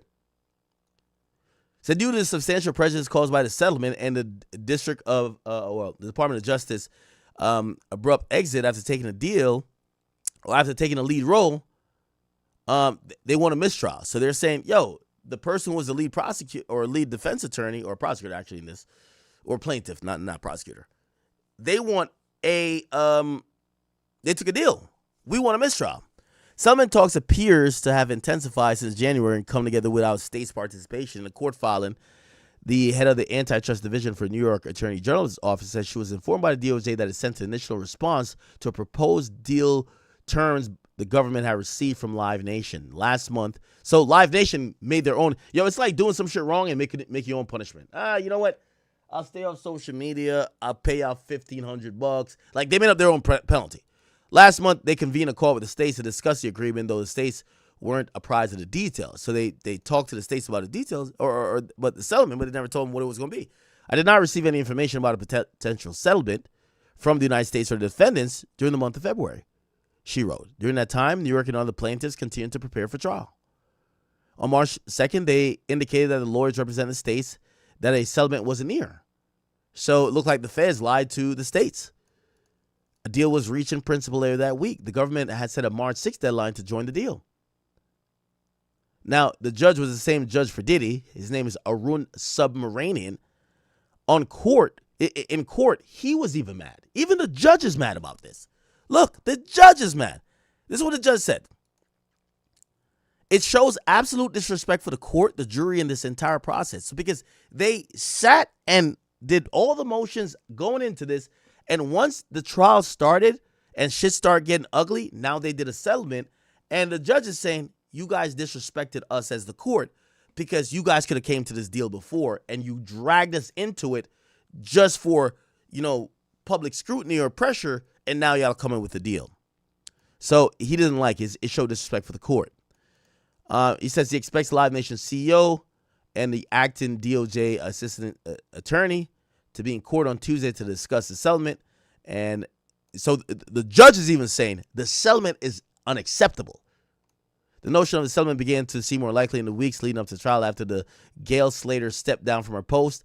Live Nation was reportedly talking with other DOJ officials outside the antitrust divisions looking to settle, though the case proceeded after Subramanian denied Live Nation's motions to dismiss the case last month, while cutting out some claims to narrow the suit. After the decision, Live Nation executive, president of corporate and regulatory affairs, had penned a blog post saying it was time to move on from this case, arguing that the cuts dismissed the DOJ's monopoly claims. The blog post was subsequently removed. Critics of Live Nation voiced disappointment in the settlement, with the National Independent Venue Association executive director Stephen Parker calling the move a failure of the justice system. Live Nation reported the settlement amount to be $280 million. It's the equivalent of 4 days of their revenue. That's absolutely insane. Wow. So Live Nation is still going to continue to be a monopoly, and They gave up $280 million, which is 4 days of revenue, which is crazy. Let me see if I can find like any news report of it today that might give us a little bit more detail, but it's kind of sad. Here we are. Is it Live Nation has reached a surprise settlement. let me go with this. Right, and it's changing by the minute, by the way. I keep seeing new reports with new details. Okay, I'll just go with the news one. Live Nation has reached a surprise settlement in its antitrust case with the Justice Department, successfully allowing the concert giant to avoid a breakup with Ticketmaster. Now, a senior justice official. Now, the idea was to force these two to separate. Live Nation owns Ticketmaster. The idea behind the lawsuit was to force Live Nation to divest Ticketmaster, that Ticketmaster would have to be its own standalone company, which means they would have no more incentive to say, hey, we're only going to have Ticketmaster be the sole, occupant of selling tickets in our venues. But essentially with the settlement, they could continue to do so. Official said today's deal will drive down prices by giving artists and fans a bit more choice. Now, this follows a week of testimony in a closely watched trial that sought to potentially dismantle the live entertainment company. Federal prosecutors argued that Live Nation operated as a monopoly. Live Nation denied any wrongdoing. NBC News business and economy reporter Ali Canal has been following this and joins us now. So let's talk about the terms of this deal, when it was reached, and how does it address the key concern here that Live Nation and Ticketmaster were really dominant in this space? Well, the biggest takeaway here is that Live Nation avoided its worst case scenario, which was a full company breakup. Now, what this settlement does is it attempts to address certain practices of the company. So here's what we know so far. Ticketmaster will have to open parts of its ticketing system so rival companies like SeatGeek, like StubHub, they can sell primary tickets through the platform. The company is also required to divest up to 13 amphitheaters and reserve half of tickets for venues that are not locked into exclusive deals. So there is still that level of exclusivity, just a bit more limited in scope. A senior justice official on a background call with reporters said the DOJ was excited about this deal. But there are experts out there who are... Now, I know you might be like, yo, Ak, well, you fuck with Trump this and third. Why would this happen if you don't like the deal? Well, it's politics as usual.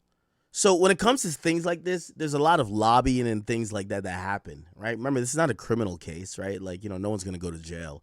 And even, as we think about this idea of Live Nation being forced to not have this monopoly by owning Ticketmaster, the stakes weren't that high. And when you have lobbyists that you're paying millions to, they could help influence the Department of Justice to say, hey, listen, give them a break, right? It's a reason why you see Apple and everybody else giving Trump all these gifts, right? Like, they're not giving Trump gifts because they fuck with Trump. When Trump wasn't president, or when he was running like 4 years ago and he was like banned from everywhere, they were like, fuck him. But at the end of the day, this is what politics is. You start greasing the palms of the people in power and you get what you want. So I think lobbyists and other people have probably been in place, especially for Live Nation is a multi-billion-dollar company. It's incentivized for them not to break up. So they probably start doing what they had to do to the Justice Department. Said, okay, listen, this is what you need to give us, and we'll just fall back. And remember, this entire thing, the Justice Department took the lead. Saying this doesn't fully change the landscape when it comes to the power that Live Nation has within the live entertainment business. You've talked about divestment and exclusivity and even power more generally, but what about the prices? What does this mean for the prices, not only for the fans, but also for the artists? Right, and that's the big question here. I think when it comes to consumers, what we could see when we're looking at these ticket prices, the impact could be modest. However, a lot of what we see when it comes to these higher prices doesn't have anything to do with this Live Nation Ticketmaster merger. It has a lot to do with the... Now, here's the thing. And I know you might be like, well, how do you know? Well, so Live Nation, their antitrust case was a civil case. It could have been criminal, where they're accusing this company through their leadership and everybody else of really having detrimental actions that is causing anti-competitive means that is severely affecting other people, which is illegal. That would be criminal. But they went at on a civil level, which means, what civil level means? Give them some money. So money was always on the table. It was just how much. And again, 4 days of their operating, revenue for 2025 is crazy, but whatever. Regulated secondary ticket market. So I don't think we're going to see much of an impact there. For artists, it could give them more choice, more variability. And I think in and of itself, in theory, that could drive down prices. But we're going to have to wait and see. We're not going to see any significant changes overnight. This is clearly going to take some time. And Allie, it ain't over till it's over, right? There are multiple other lawsuits stemming from states. Are those still pending? Yeah, some states have joined the DOJ in signing this settlement, but there's a lot of others that say they will keep fighting. We did hear from New York Attorney General Letitia James saying her office is going to continue to pursue this case without the federal government. New York is among 26 states, including the District of Columbia, that's even asked the court to consider a mistrial, arguing that the settlement negotiations created confusion during the trial process. And to that, yeah, I'm gonna Charlotte back. When, how, and exactly the settlement was reached, considering we had that trial last week. We thank you for watching, and remember, stay updated.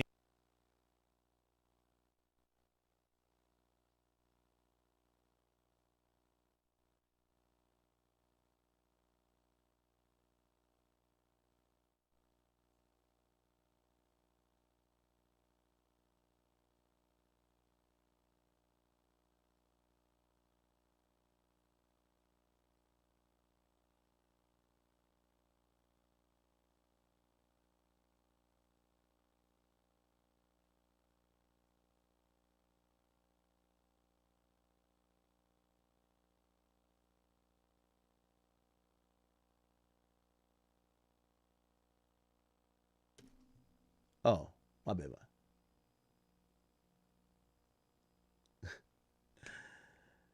Was I muted the whole time?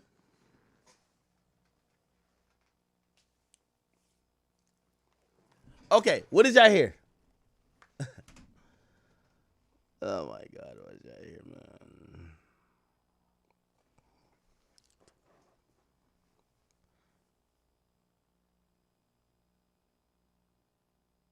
What's y'all hear? Nothing?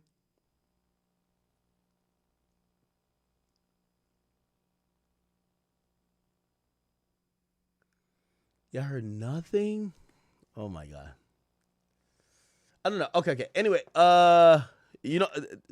so Charlamagne just called me, and that's why I think I muted. I told him I was on stream, and I said, "Do you want me to call you back later?" He says yes. So I'm gonna call Charlotte after stream.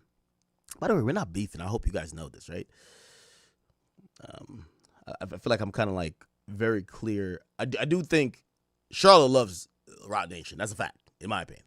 But his Netflix situation, I completely understand. I think he's just keeping it 100 with the audience. Like, it is what it is, bruv. We all did them deals. We all did it. Okay. Okay. Now, let me just kind of finish this topic up. And by the way, I might have to call Charlotte tomorrow because, like, I don't know if I'm getting off stream. Well, y'all will kill me if I get off stream like, oh, I got it. So, but I'll call him. Here's the thing. Let me just finish this topic. I don't really have a horse in the race when it comes to Live Nation, but I despise it. I really don't like it. I'm going to tell you why I don't like it. It doesn't protect the two people who I think should be protected. Artists and most importantly, the fans. So fans complain about some of these things where they're like, hey, we can't even buy tickets anymore. Because there's a million bots who are buying them because they're trying to establish a secondary market because these companies, they don't even have a fair shot at even selling tickets. So if someone likes Taylor Swift or likes someone else, they're going to get upsold like 300 times because you're creating so much demand because you guys are forcing the tickets to be certain ways. Then also when you force it to only be a Live Nation ticketing situation, it becomes so complicated. I'm going to tell you how it becomes complicated. Well, so Live Nation selling tickets, but they're like, hey, if you're a Chase Bank member, you get this exclusivity. Huh? So not only I got to fuck with Live Nation, I got to fuck with Live Nation and I have Chase Bank. Well, if you're a Verizon member through Ticketmaster, you could get this. So basically, they have like now promoted and like gotten 10 other bags off of you buying tickets. Then by the time you get the ticket's sold out already, unless you have a bot that's waiting in some queue. And then by the time you get it's overpriced, it's horrible. It doesn't help the consumer. It upcharges you, and it really just runs your pocket. It's really disgusting. I don't like it. I really don't like it. I don't like it for the consumer, and I definitely do not like it for who do I don't like it for? I don't like it for the artist either. Because here's the thing. Remember what I told you about this idea about like, Le Bebe or even Rod Wave is like the moment they realize you don't have a choice, they treat you like whatever. And that's the problem. So the government taking $280 million, I'm pretty sure they're going to be like, hey, we're putting this into this and put that into that. And we've gotten some type of sizable change. But the idea is that if you took 4 days of revenue from them for a year, what about the other 361 days? And they've been doing this shit for like a decade. Okay. If you then be like, oh, no, you know what? We're going to deal with all of these things by divesting some of these, amphitheaters. Well, how many? 13.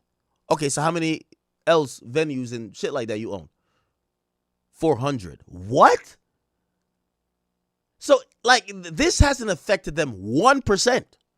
Not even, well, definitely not 10%, but really, I want to say 1%. I don't like it at all. I'm telling you right now, I don't like it. I just don't like it. But who cares what, the consumer, you or me thinks? It's fuck it, I guess, right? Fuck it. While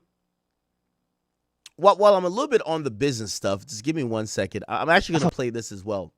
Matt Rife is saying something actually pretty interesting, and he's actually he's explaining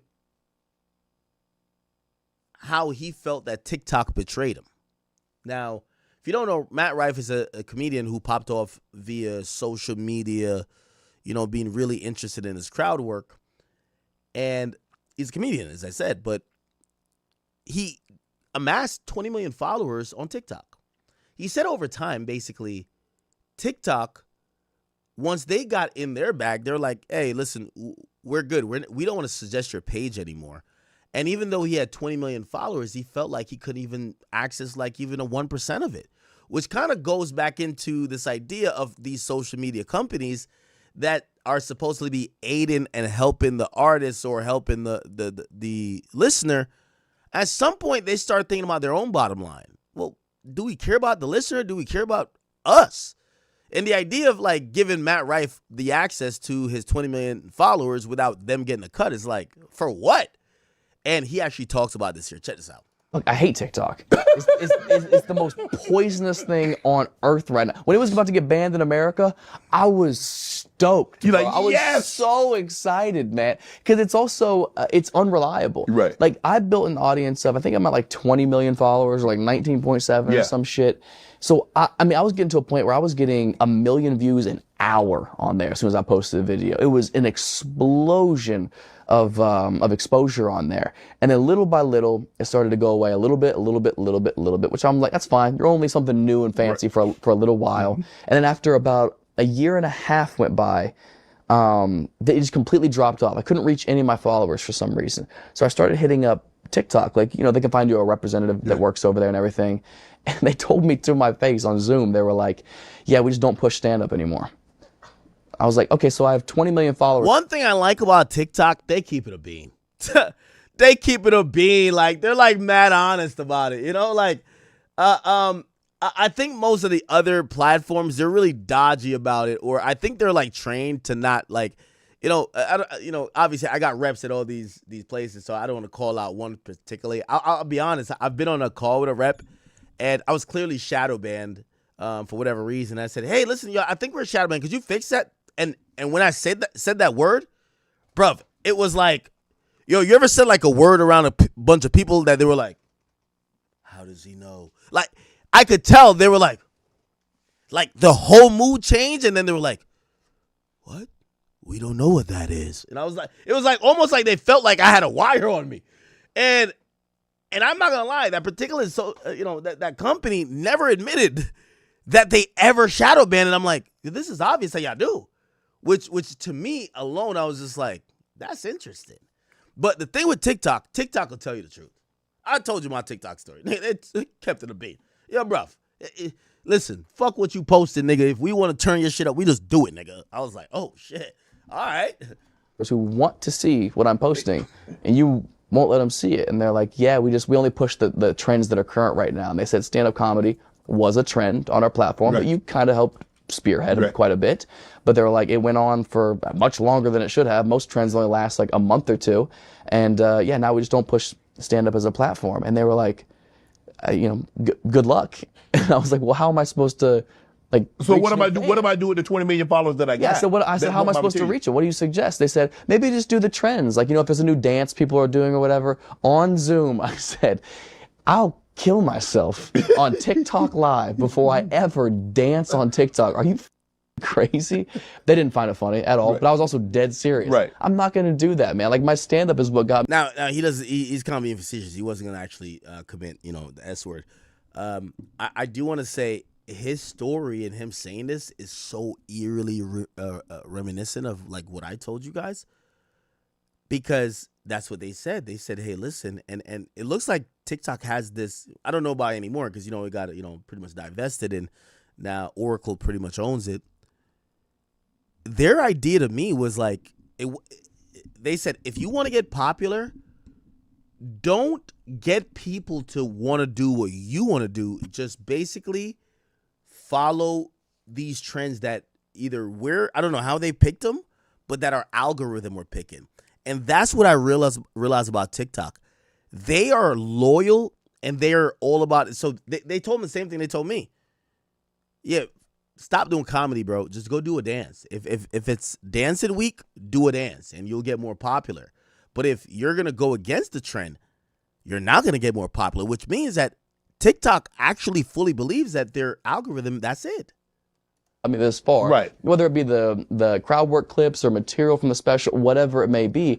It's such a shame that I can't advise other comedians to like build an audience on social media, because eventually they're just going to shift the algorithm and you can't reach them anyways. Exactly. It's so unfortunate. They want to keep you in place. They're not going to let you get too big now. No. Yeah, but that's all social media platforms, I believe. As much as it sounds like a conspiracy, they have a knob. They have a knob. They can just turn somebody back on. No, they told me. Or a topic or a hashtag, whatever it may be, and then that no longer gets exposure anymore. But I never wanted to do it. I don't love social media. I think it's incredibly. Hey, we rely on it for our for us to make money and for us to promote stuff. So it's hard to kind of like, separate those two things. But interesting. I hope you guys take that into account, how interesting that actually ends up being, right? All right. We will continue. We'll continue here. All right. We'll continue. Should we go to 50 Cent and T.I.? There's some more stuff there. So I guess we could do that. Now, 50 Cent put out people are telling me this is a remix to a Max B track. And this is the first fifth music I've heard. If you forgive me for this, but really in years, I haven't heard 50 rap in a while.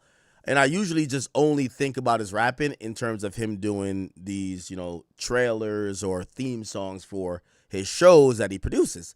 But he dropped a song on his Instagram, and this was a song with Max B. I initially thought it was aimed at T.I. and Fam, but some people are saying, nah, this is just him doing a remix, even though you never know. Listen to it. You should be polite. This is the purge.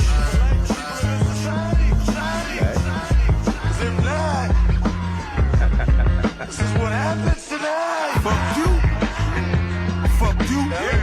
Fuck you. And you don't even count, little nigga. I got a little bonus. No more tricks. No more trash. Your niggas is pussy, I can see it in your eyes. Black trench coat, we be creeping in the skies. Done with you bitches, no more believing the lies. No more tricks, no more trash. Your niggas is pussy, I can see it in your eyes. Black trench coat, we be creeping in the skies. Done with you bitches, no more believing the lies. I come back like that ready rock, cut with that Fetty Wap. Cock it and let it pop. Snitching, you better not. I do around different weeds. Demons do different deeds. Pressure, I feel a squeeze. He say he can't breathe. Bitch, I got so much bread. She said she can't leave. leave. I show her life without me. She said she can't see it. Me, I'm about to lick. You go body drip. You in the mirror all day and still gotta buy a bitch. I pull up in different whips and chains, switching lanes. Boy, I hear that shit you're saying, so I'ma get with you, man. Catch him, clip him, bought him, ripped him, punch him, kick him, stick him. No more tricks, no more tries. Your niggas is pussy, I can see it in your eyes. Black trench coat, we be creeping in the skies. We done with you bitches, no more believing the lies. No more tricks, no more tries. Your niggas is pussy, I can see it in your eyes. Black trench coat, we be creeping in the skies. We done with you bitches, no more believing the lies. MC Ren, Easy E. Okay. Now he drops that, and I actually thought that was kind of going at 50, T.I. and Family, but because everybody's so focused on like this rap battle back and forth, I don't know, man. Like, if this is the thing that kind of get me into these guys rapping again, like, it's just not gonna do it. I've told you how I felt about diss tracks, but whatever. 50 did respond. He said, "Yo, I'm sorry. No response to retarded ass rappers who can't write a hit to save their lives. Moving right along. Short but shorty. LOL." But people actually said this was more than even, responding to T.I. and Fam. This was a new diss that came out. Guess by who? Papoose. So Papoose hopped in the car and looked like he's driving around, and he kicks a freestyle that's aimed at Fifth. Check this out. Yo. He got the Many Man beat.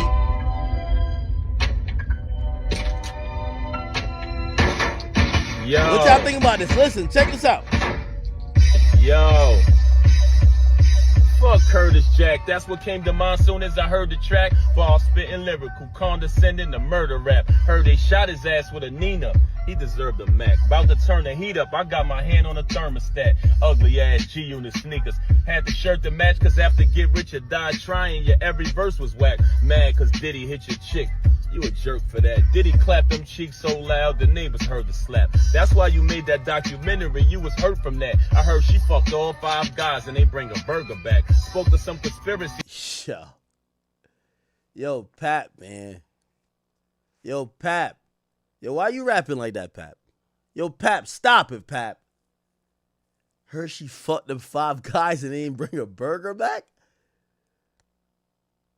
Oh, nah. Hold on. Let me run this back. Hold on, man. Yo.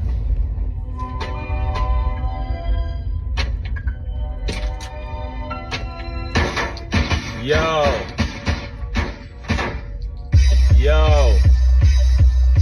Fuck Curtis Jack, that's what came to mind soon as I heard the track. Ball spitting lyrical, condescending to murder rap. Heard they shot his ass with a Nina. He deserved a Mac. About to turn the heat up, I got my hand on a thermostat. Ugly ass G-Unit sneakers. Had the shirt to match, cause after Get Rich or Die Trying, your every verse was whack. Mad cause Diddy hit your chick. You a jerk for that. Diddy clap them cheeks so loud, the neighbors heard the slap. That's why you made that documentary, you was hurt from that. I heard she fucked all 5 guys and they bring a burger back. Spoke to some conspiracy theorists, they said the earth is flat. They also said you work for Illuminati. Nervous rat. What would make this chump think that he could spit a verse with Pap? Somebody better pray for this nigga. Where the church is at? If it wasn't for M, you'll be looking for a purse to snatch. Bought your girl a wig, then you told her to return it back. 50, you a petty son of a bitch. Bernie Mac killing this nigga softly. Lauryn Hill, Roberta Flack. Never. Yeah. Damn. Yo, chat.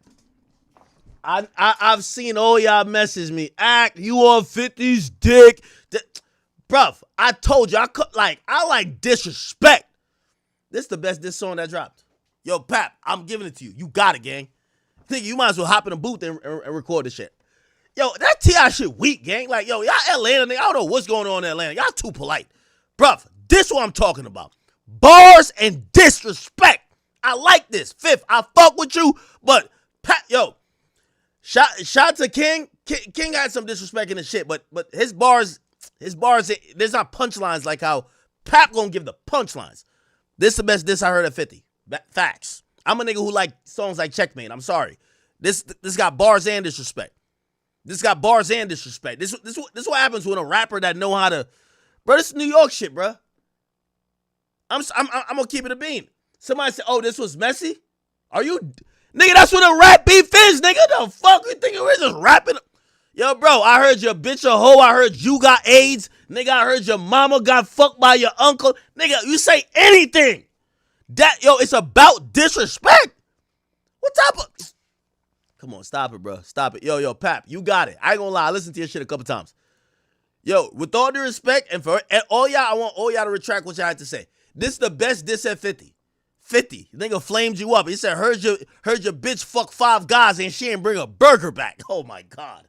Oh, my God. Oh, let me take a shot.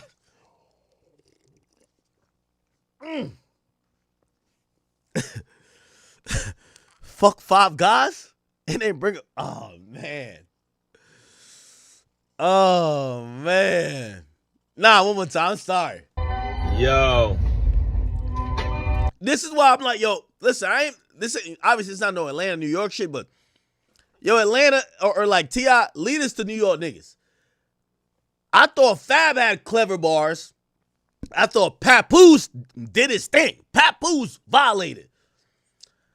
T.I. is like rapping like, I don't know, like he's cool, but like, I don't know what T.I. rapping really for. Pap, you keep rapping. Pap, you keep rapping. With all due respect, Fifth, I fuck with you, but Pap, you keep rapping. T.I., I'll go listen to your album whenever you drop it. Pap, you keep listening.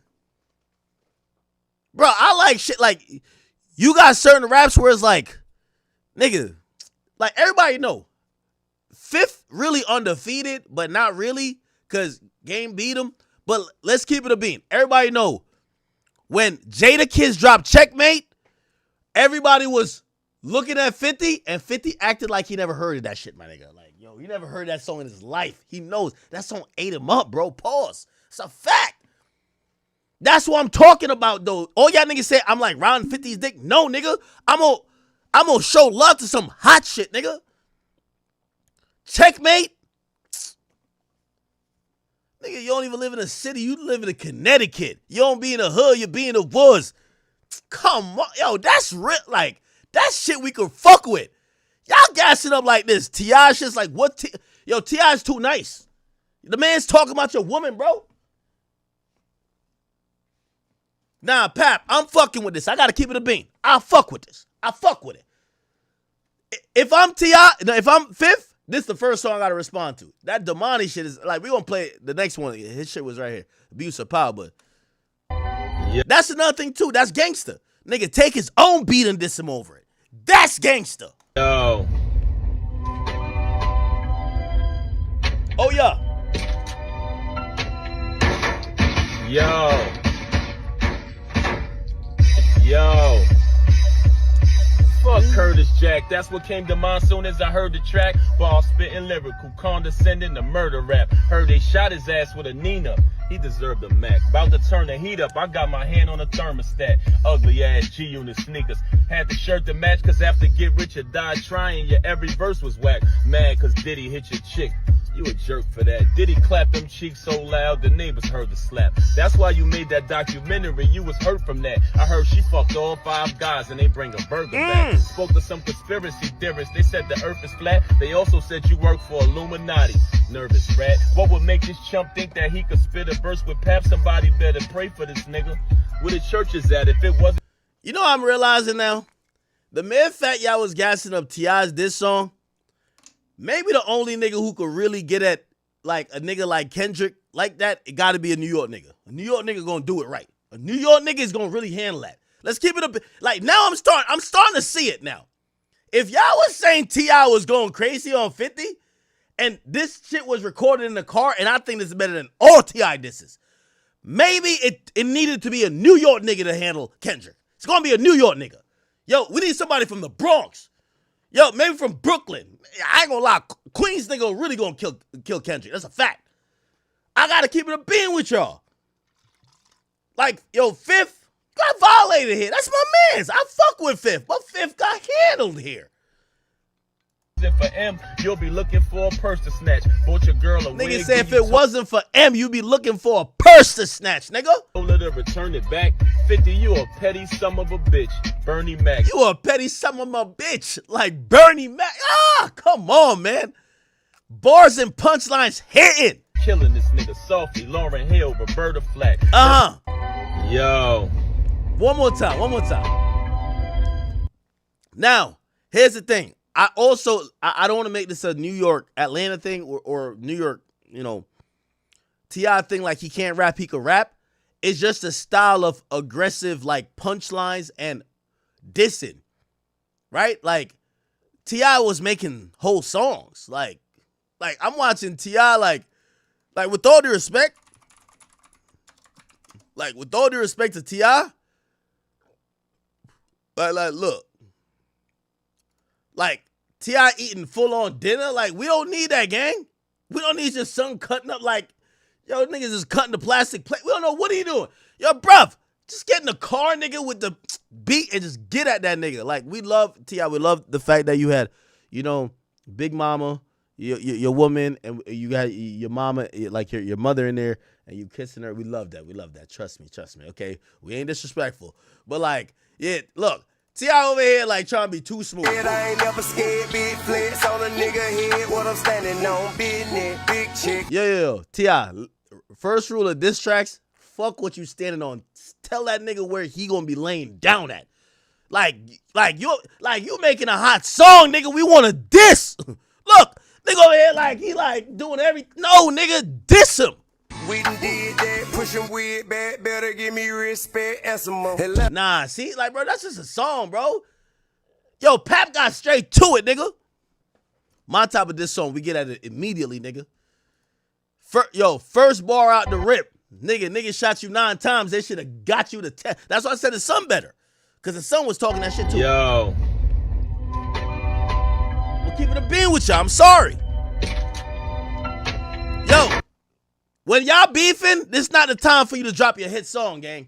Do that another time. Get at that nigga. Yo. Yeah. Yo. Let's hear it, Pap. Fuck Curtis. Yes. Yes. Yes. Oh, yes. Yes. Yes. Yes. That's how I like my diss songs to start. This ain't no time for no fucking... Fuck that nigga. Straight up. Yes! That's New York shit. Bro, like, this is a grimy nigga from Southside Jamaica, Queens. You over here, like, doing all this shit, walking like you drunk. That shit not finna do it. You making a drink? You not a bartender, nigga? Get straight to it. Nigga, fuck Curtis Jackson, nigga. That's what you gotta be. Nigga, fuck Curtis Jackson, nigga. Nigga looking at Pro Tools, nigga. You should be looking at a filter. Man, yo, T, I'll fuck with you, man. This I'm telling you. Chat, y'all, everybody kept saying, you're riding 50's dick. No, I'm waiting on the game was on 50's ass, nigga. Yo.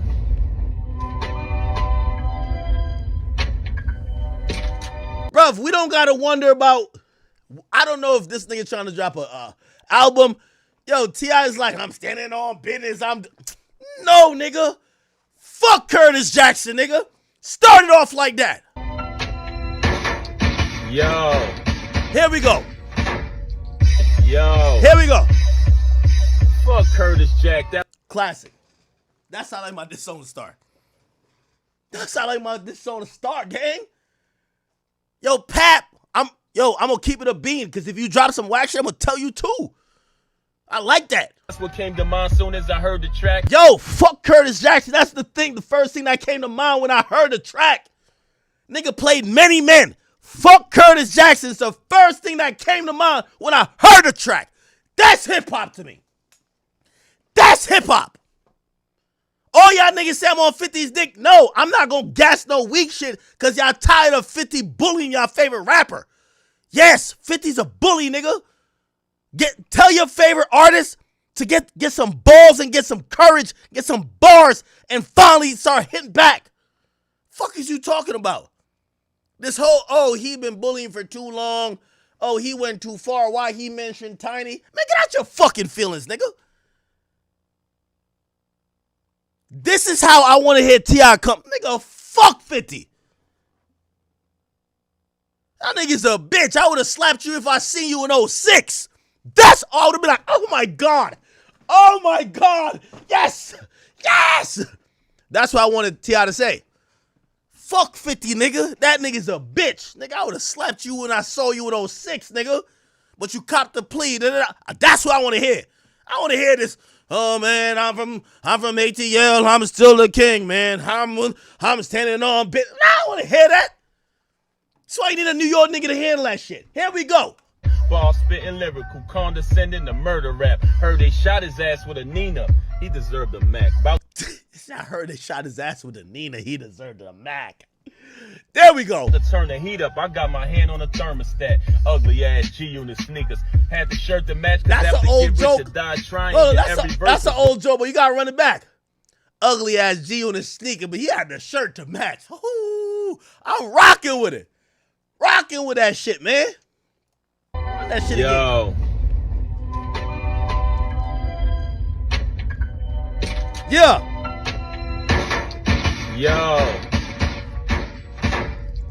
Yo. Fuck Curtis Jack. That's what came to mind soon as I heard the track. Ball spitting lyrical, condescending to murder rap. Heard they shot his ass with a Nina.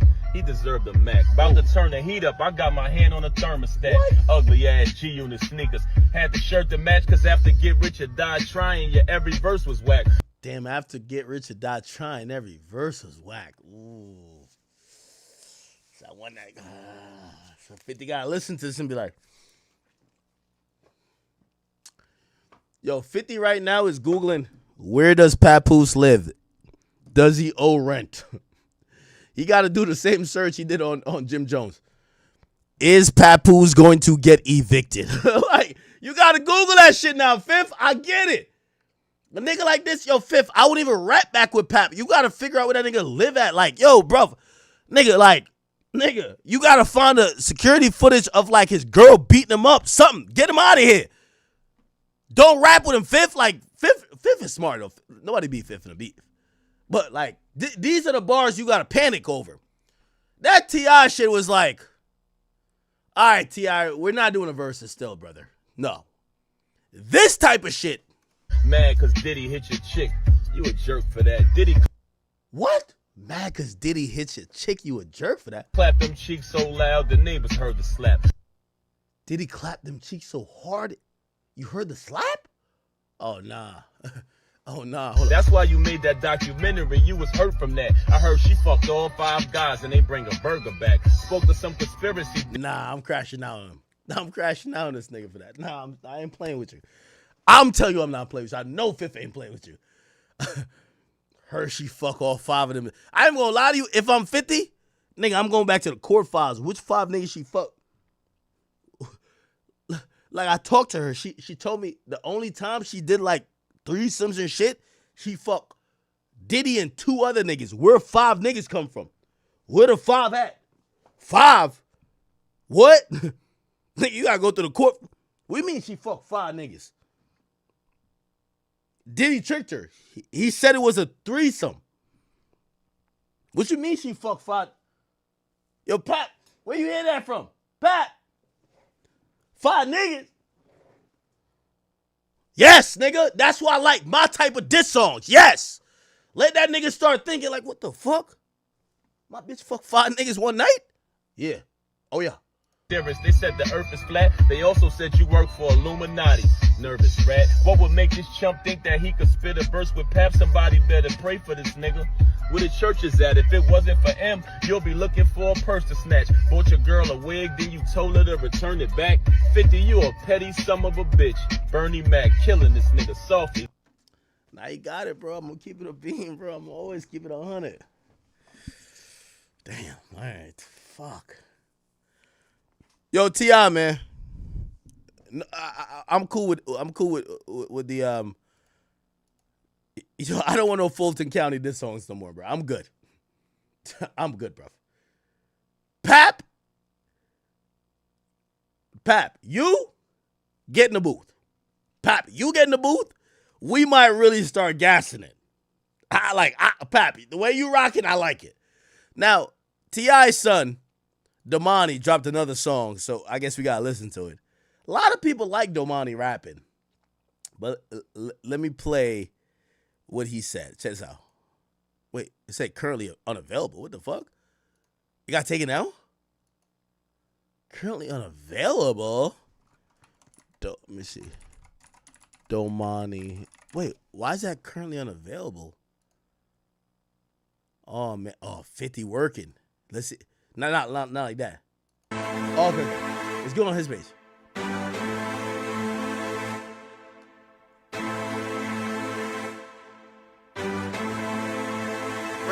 I smell pussy. How about you come here and try to push me? That sugar water got you, now you turn sweet, huh? I smell pussy.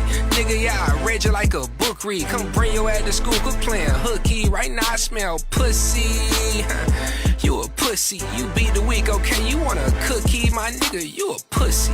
Yeah, yo, eating duck, well, let me cook, B. I'll burn you like you tried to burn your own seed. Nigga, you a pussy. Huh? Where they do that at? I never brown nose. Them white boys made you toot that ass. You blew that cash. Now you need the beef to pay them goons they tab. I used to feel bad, but now we knowing why they bring back the vest when you was at your best. Not that it would matter. Fuck your chest, cause why I'm at your neck for talking at it. Yeah, let's talk about it. Don't get quiet now. The quiet kid done fucking dialed in. Don't throw the towel now. Y'all chime in. He need a... Hold on now. Okay, Domani. I like this. I like this. I like it. It sounded good. I like it. This one be... You see, Domani got that little J. Cole look. You know, the guy who's like, he's rocking like Zara. Like, that's his fit. Zara, but he's rich as fuck. Right? Like, he's not like, flashy. Like the other dude, King, he got a little flashy, but let's see. Okay. He kind of rapping, though. I'm going to run it back one more time.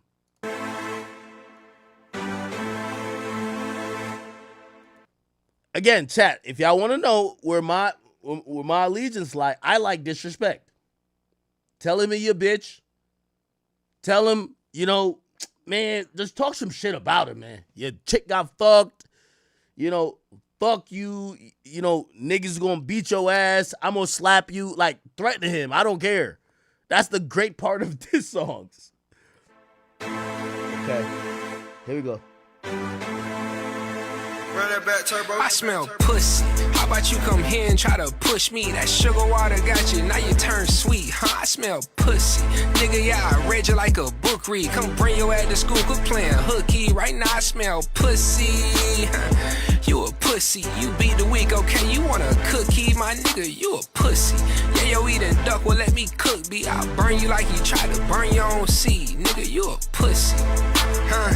Where they do that at? I never brown nose. Them white boys made you toot that ass. You blew that cash. Now you need the beef to pay them goons they tab. I used to feel bad, but now we knowing why they bring back the vest when you was at your best. Not that it would matter. Fuck your chest, cause why I'm at your neck for talking at it. Yeah, let's talk about it. Don't get quiet now. The quiet kid done fucking dialed in. Don't throw the towel now. Y'all chime in. He need an audience, so give it to him. They don't know you been a cornball all your life and an informant. Let them know, Tip. Why you always got your finger pointed? Start the show, let them enjoy it. Man, your fans deserve a show outside. Ooh.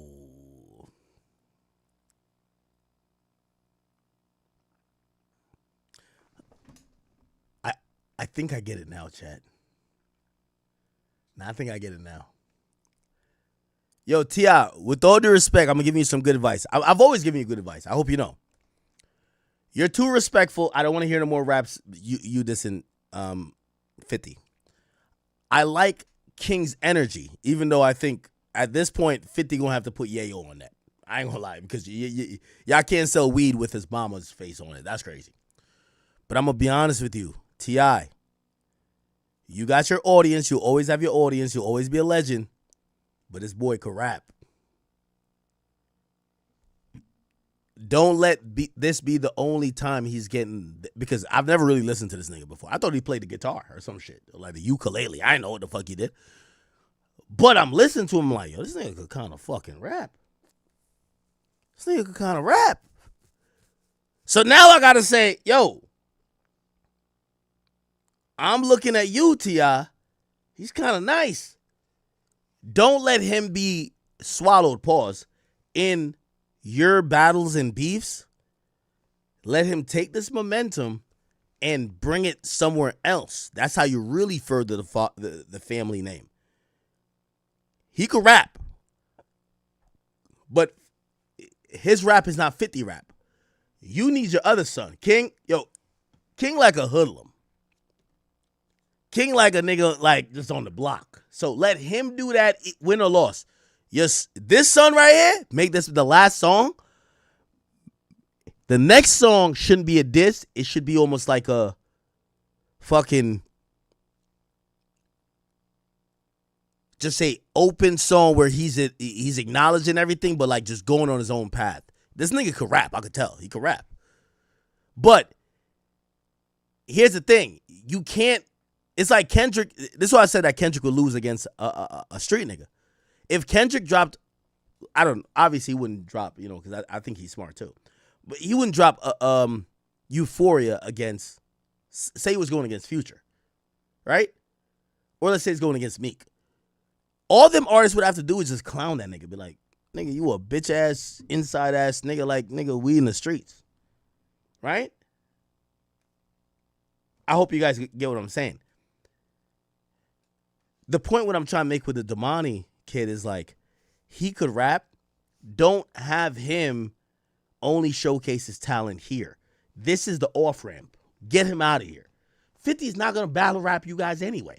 Get him off of here and use your energy, T.I., to kind of be like, yo, this is what my son, because I ain't gonna lie, this Damani nigga, he could really rap. King, we know he's a degenerate. King might as well have like 10 teardrops tatted on him. But this kid, give him an off-ramp right now and support him. Side your old shit. What the fuck is this? Is this your man? Is this what he called crossing out his bucket list? He crashing out. It don't crack a smile, just learn from it. Yeah, he know his turn coming. He probably wanna burn something. Use a pussy. How about you come here and try to push me? That sugar water got you. Now you turn sweet, huh? I smell pussy. Nigga, yeah, I read you like a book read. Come bring your ass to school. Quit playing hooky. Right now I smell pussy. You a pussy, you beat the week, okay? You want a cookie, my nigga, you a pussy. Yeah, yo, eating duck, well, let me cook, B. I'll burn you like you try to burn your own seed. Nigga, you a Times 3, it really brings me joy. This feel like a stomach kick, I bet she felt it more. No, I don't need me, no assistance. Come outside, let's go. You silence her from us, but you just wait till she tell baby boy. Curly head could get the love from you. How is it that Marquise at 6,700 for you to be a dad? I guess that deal just wasn't sweet enough. Surprisingly, you sell your ass for anything, then try to talk about Daphne. Call for your mama. Get up, Curtis, don't look for your grandma. I fix your trauma. Come on and prove to me you really something. You just a talker. Illiterate nigga, at least pronounce it proper. Yayo's Vlad interview, his loading now. Help out your partner 5-0. Why you can't get... Oh my God. This is Yayo. Vlad interview is loading up. Help out your partner?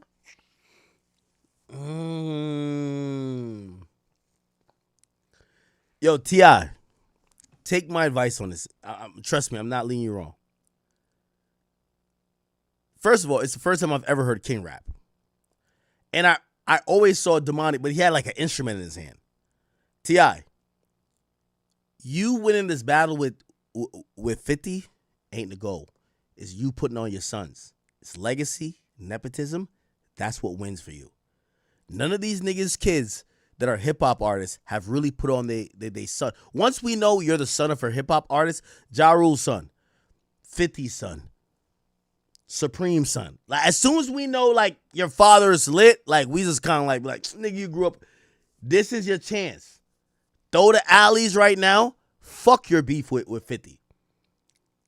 50 clearly don't want to rap with you. 50 want to, like, see you on some street shit. Like, you're grown. You ain't trying to do it. Trust me, this is the win.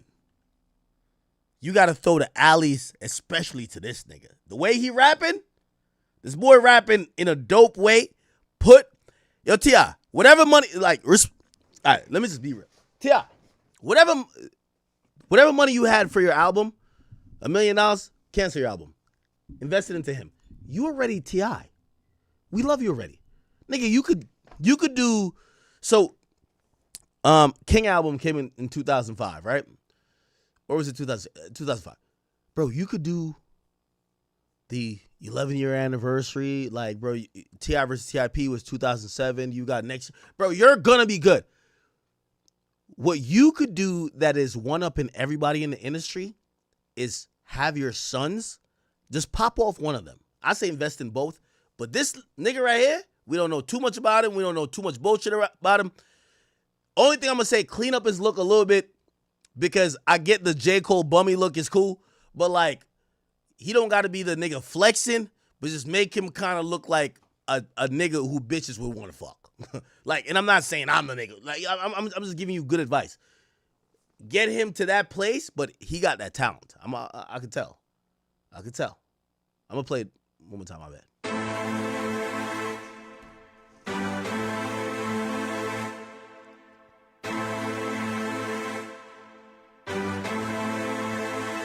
I smell pussy. How about you come here and try to push me? That sugar water got you, now you turn sweet, huh? I smell pussy.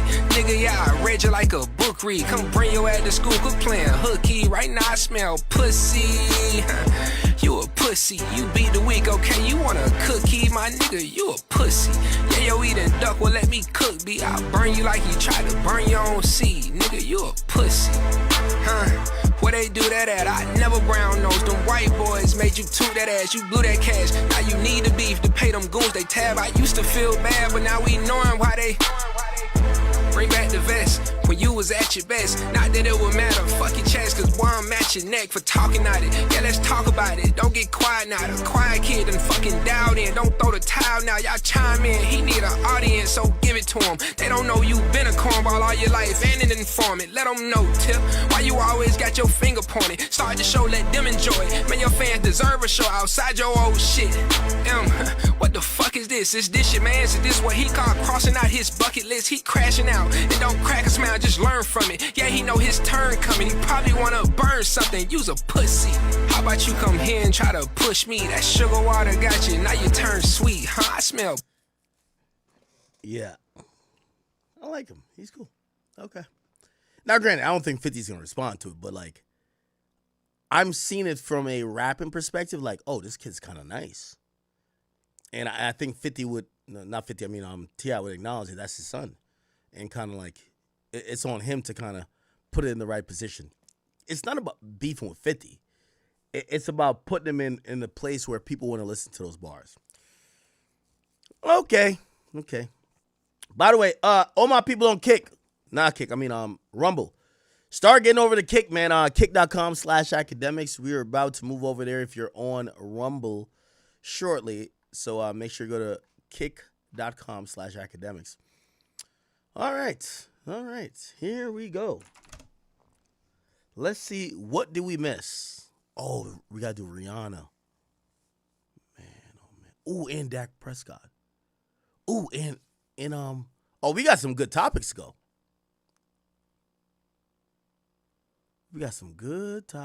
go. Yeah, I wish I could squash the beef with like Kodak and Boosie. It's kind of like, I'm over it.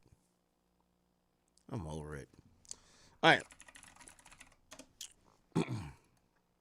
Matter of fact, I usually try not to go on this page, but forgive me, Shade Room Teens. I don't even know why they post grown ass people on Shade Room Teens. So,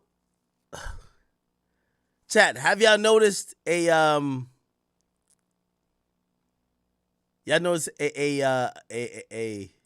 pattern here, chat? Have y'all noticed? So Samaya, we talked about her. Whole internet said I was a hater. You know what? I let it go. I've seen a lot of these stories happen. I've seen a lot of it go. But whatever. I let it go. So after Samaya did a stream with London on the track, he invited her to do a stream. Keep in mind, London on the track. I want to look up his resume. London on the track. And by the way, London, I don't want you DMing me. I'm not going to give up the game. Don't you worry. But I do want to show you or show people that you a heavy hitter producer. Okay? I want to show people that pass me the hookah, about that money, lifestyle check, rolling in peace, no stylist. I don't die young, my type. And I usually just like to, again, London, I'm going to do you a solid here. Just DM me and be like, real nigga, and never have to say nothing else. London, I seen it.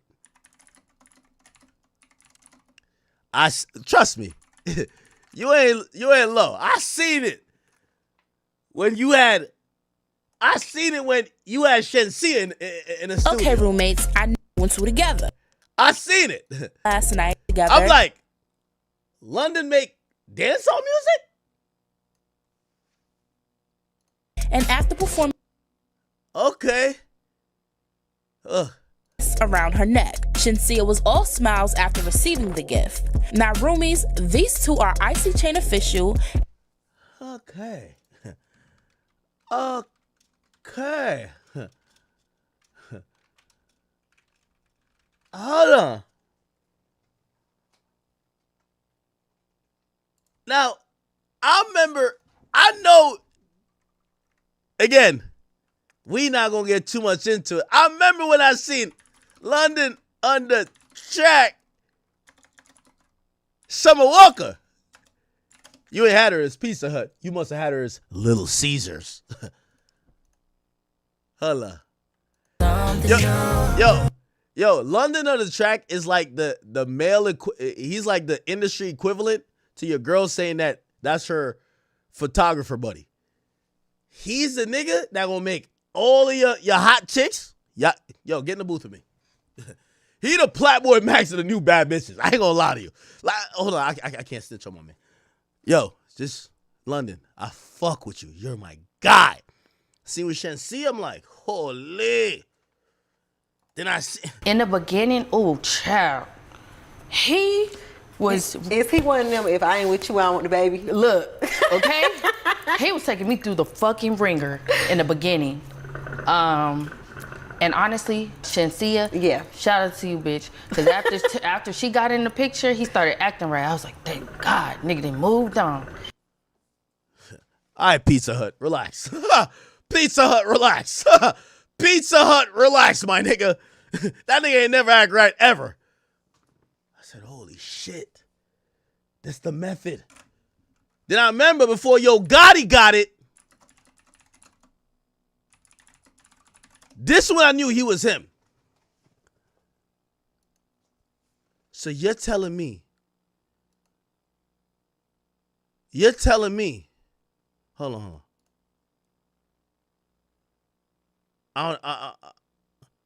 Once I seen Angela Simmons, I'm like,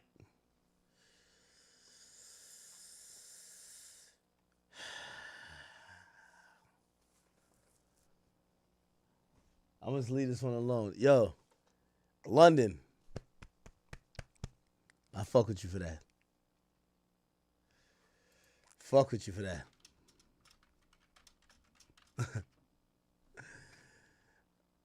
Without giving too much context, I'm gonna leave it there. And I hope these niggas know, y'all know it's act. So like, I'm giving y'all grace. There's two producers. Them niggas, London on the track is one. The other nigga, his name is Southside. And I'm gonna just leave this one here. Straight up. London on the track, Southside, two of my favorite producers. We gonna move on. I'm gonna leave these ones there, all right? Both of y'all. Fuck with y'all, okay? I'm gonna leave it as trust. Okay, all right. How did I even get there? So, London on the track decided, by the way, this guy is charging like $250,000 for a beat, right? It's $250,000. You want to get $250,000. Guess who he decides to do a cook-up session with? Samaya. Check this one out.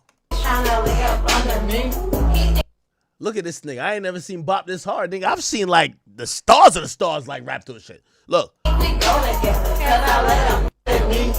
like my Rory red and my 50 pink.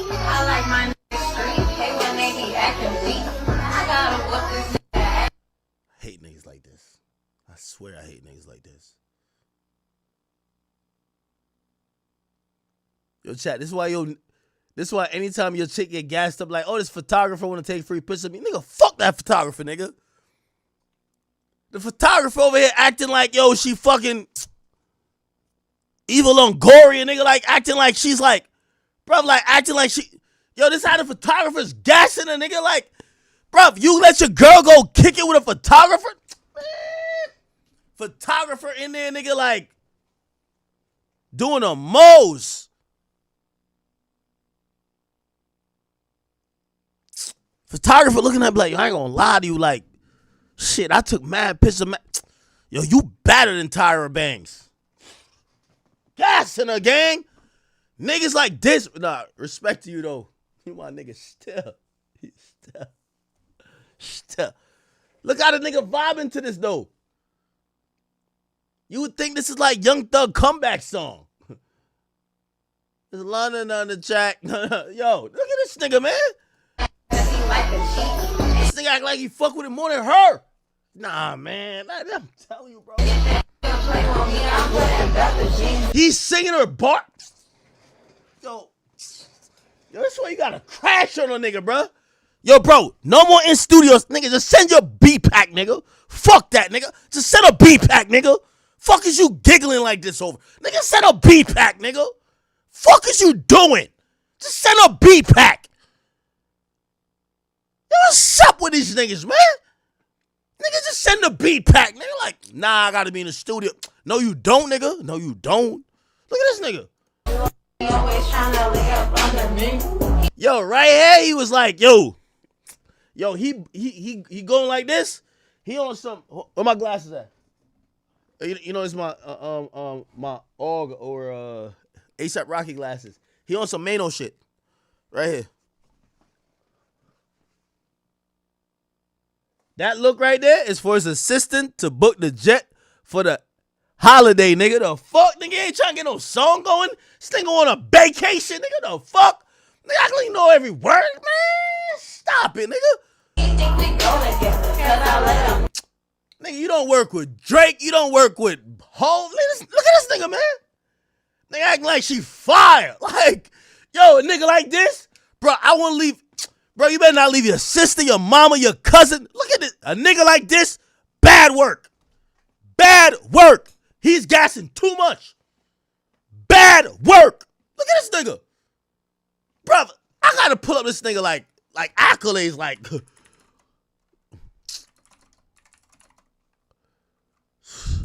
nigga is plaques gang. Like, this nigga got all. Yo, let's go to his, like, discography. When you got a nigga that produced these type of tracks, gassing some mid up, it's over. Bruv, you did Take Care, Lifestyle, About the Money, and Hookah.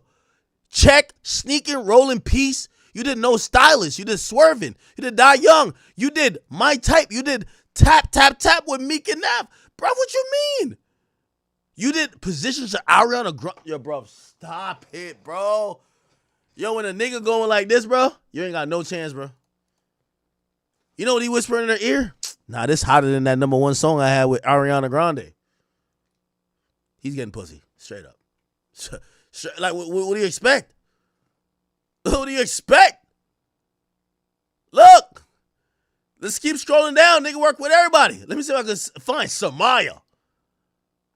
Gucci Man, Money Man, Kodak, Lebed Bad, Smirky Yo, Summer Walker. I thought I was gonna see this shit crazy. So anyway, look. I like my Rory's red and my 50 pink. I like my. By the way, yo, I ain't hating on you on London. You my nigga. I'm just saying, I know what you doing, gang. I fuck with you though. Man, this is the weakest nigga. Yo, this song is 7 days, nigga. Weak! Straight up! Weak! But yo, with a nigga horny, that shit fire. Oh god, yo. That shit fire. Look at this nigga right here. Yo, this nigga on some shit like whole time.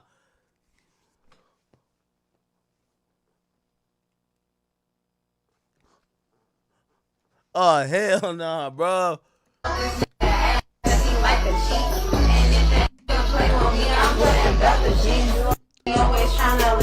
Now, I ain't gonna lie. These bitches so stupid, gang. You gas them for a little bit with some delusional shit. Bro, it only take you like 25 minutes of gassing them. You won't have them like this later. Bruh, nigga had her in the DR, nigga. Straight up. Hey, you know you gotta tell her? Yo, I ain't gonna lie, yo. We recorded that fire-ass hit in my studio, like in Memphis. Like, yo, I'm going to DR. Like, we could get the ambiance. We could soak up some, some sun. And we could, like, really vibe there. I'm gonna bring the whole studio there. And, I got the villa and everything for you is free. You know what she said? Wait, everything for me free? Yeah, of course. Yeah, no. Oh, we going on the jet. I'm going on the jet? Now you going on the jet. Oh, where am I staying at? Now you with me. You good. Really? It's over. Over. Anyway, so niggas realize, niggas, she start flexing. That's the thing about, one thing I love about Samaya, it's like, she's smart, but she ain't all that smart. So she start flexing with another nigga vacation again, even though she been trying to fight the rumors that she's like, so she's like, so now niggas is like, yo, bruv, how the hell you do a collab with the nigga in the booth? In the booth. And then now, you in the Dominican Republic with the nigga, doing a collab on the fucking beach chair. Like, what's popping? She just flexes it. Whatever. Okay. Bet. By the way, this is a lot by supposed. It said fans claim Samaya, who's 19. Oh, she 19? I thought she was 21. All right, whatever. 19 vacation in the Dominican Republic with producer London on the track, who 34. After he helped craft her song and allegedly paid for the visuals. I mean, bro, I ain't gonna lie, bro. I ain't got no, yo, you know I ain't got nothing to say? Cause all y'all bitch ass niggas, when I try to like kick some game, y'all niggas be like, man, this nigga act always in bitch's business. All right, fuck it. Let's just watch it then. Every time I kick some game, y'all claim I'm extra, I'm hating, I'm whatever. Fuck it. This is a great collab. Now y'all gonna get me the bullshit with y'all. Facts. Cool. So now, maybe this is just like working on her timing that she don't fall off beat. Oh shit, what is this? You deserve it. Niggas in your DM, they be thirsty. Oh. Okay. They said they praying on a young lady. All right, at least somebody said academics never lies. Bro, I'm not here really to be like, yo, I want somebody told you shit. And I got no problem with what she doing. You feel me? Yo, the idea is this. And Samaya, whatever your name is, I'm not talking to you. So please, like, we've spoke privately and we don't got to start no more beef over it because, like, you're a young chick. I heard your mama even jump in, like, and I'm sick and tired of mamas jumping in. Like, yo, bro, like, you're not your daughter. Like, you need to go find your cougar always and menopause and do what you got to do, but I ain't gonna get on you. It's cool. Let me just say this, and I'm not getting on Samaya or whatever,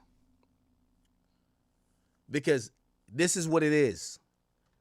I love that the internet, and there's a lot of women saying she's having her way. I always want to remind y'all of this. The internet is undefeated, but also is father time. And also, I know as much as y'all say fuck the past, y'all like to live in the present. And I want to remind y'all this. For all the people who are gassing up, getting used up is a W, keep doing that. You don't have a Nicki Minaj if every nigga fucked her. Trust me on that. I don't care how good she raps. Everything will always revert back to some equilibrium. And when y'all keep saying, oh, so-and-so is whatever having a way, bro, this is the industry. I know mad pretty girls. There's mad, yo, I don't even want to name them because y'all gonna try to make it viral. There's mad pretty girls. When I was growing up, I'm like, man, she's so pretty. And I used to, like, remember, this is a different era where you're looking at some of these girls as like they're supermodels. But this got used up and got out of here. It's okay. Yes, the same usual characters is going to come fuck you when you're 20, 21, 22, 23. You're going to realize at 24, 25, nobody want to wife you because everybody done had their stamp on you. And then once you start getting closer to 28, 29, you realize that you're now the embarrassment. That niggas, at worst, they're stuck with. It's not for me to be like, oh, no, stop. No, keep doing that. There's always, this music industry cannibalizes certain shit. They cannibalize on the stupid. The person who wants to be around the rapper who's down to give up his freedom and do the dumb shit. Y'all think Murder for Hire just started because of Durk? There's always been a crash out. So this is not just a woman thing, it's men too. Oh, okay, you just want to be around? All right, if you want to be around, like, yo, you got to go do a demonstration, nigga. Go do that. Put your life in risk. I bet. With all due respect, what do you think Bangin' Smurfit was? And I want to call names too. I want to call names, but bro, there's examples of everything I'm saying. Oh, okay, all right. So now we're talking about women being used up. Bro, why do you think these chicks be popping up, be like, this man, all them chicks got used up too. Bow Wow ain't pop up and be like, yo, man, I got it for free. Yeah, Bow, you got it for free. That person got it for free, but everybody else had to pay. That's how I go. So at the end of the day, you know, I'm not knocking it. You know, the game is the game. But I'm saddened for this girl right here. This girl right here that says she's 20 and having her way actually thinks that it's having her way when you're dealing with a nigga who is up $20 million that a jet isn't like nothing to him. Him going to a exotic island is nothing to him. You know what's something to him? It's the it girl that he gets to fuck. She's sucking his dick. He runs a threesome or a train on her. And then afterwards, he moves on to the next girl. But, you know, somebody did say it right, man. The game is to be sold and not to be told, right? But anyway, this also. Oh, she posted, "We Got London on the Track," new single. Okay, and I guess this is a song they probably made. And she's like, oh, we made a video.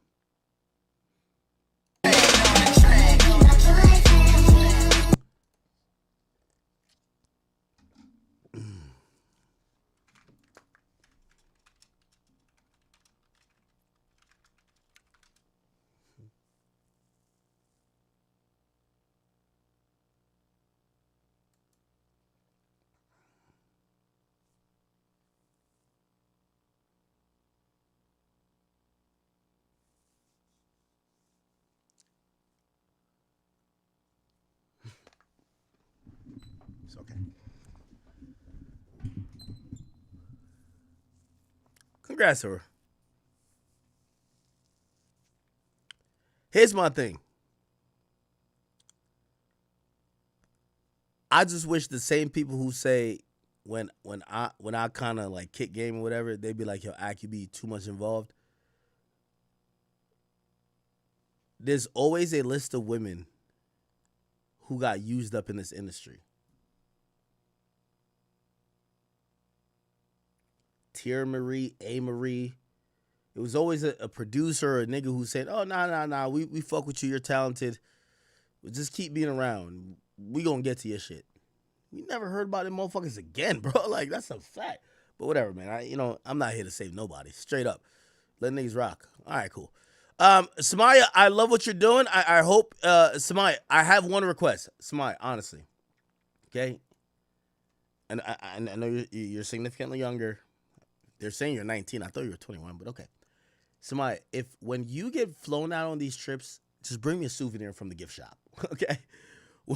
But I know you might be flying private, so you might not, get through duty free. But just bring me a souvenir for the gift shop, man. I believe in you. I believe in you, shorty.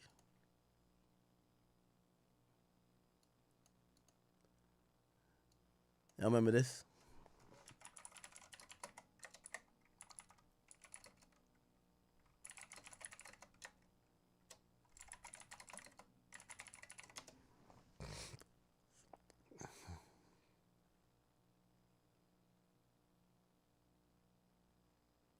Where's it at?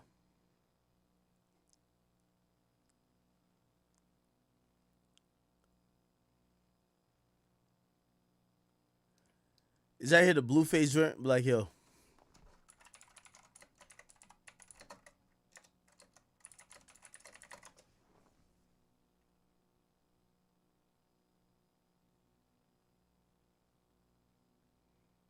I can't lie.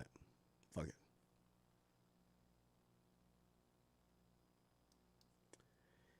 He basically was like, yo, welcome to industry.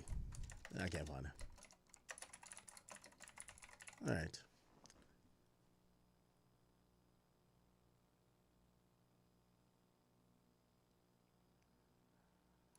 All that stay loyal to the game. I hope I'm still on that track, Trippy Red. I hope I'm still on the album. Yeah, we know about you.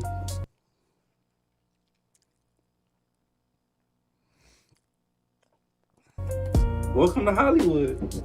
Welcome to Hollywood, girl. Welcome to Hollywood. Listen. We seen all that. Hey. You're not low key. We know what's going on. Okay, shut the Dead homies, man. damn. But why? All that stay loyal to the game. Oh yeah. I hope I'm still on that track, Trippy. Yeah. Welcome to Hollywood, man. There's nothing wrong with it.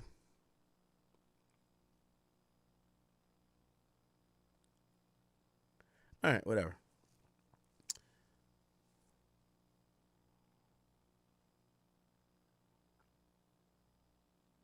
All that stay loyal to. All right, cool. All right. I ain't gonna lie. I do get perturbed when people are like, yo, Ack was right. And I'm like, why you gotta take so much for y'all to just admit I was right, bro?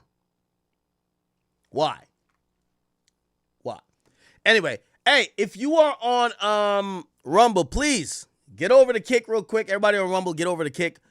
All my people on Rumble, get over the Kick.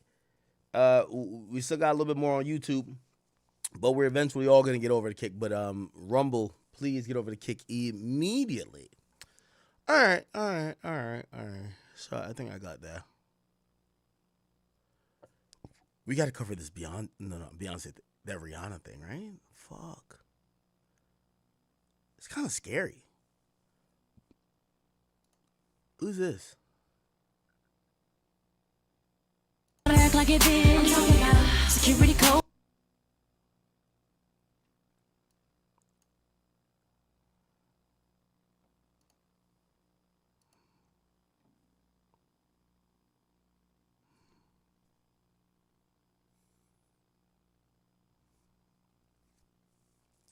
Okay. So, Jesus Christ.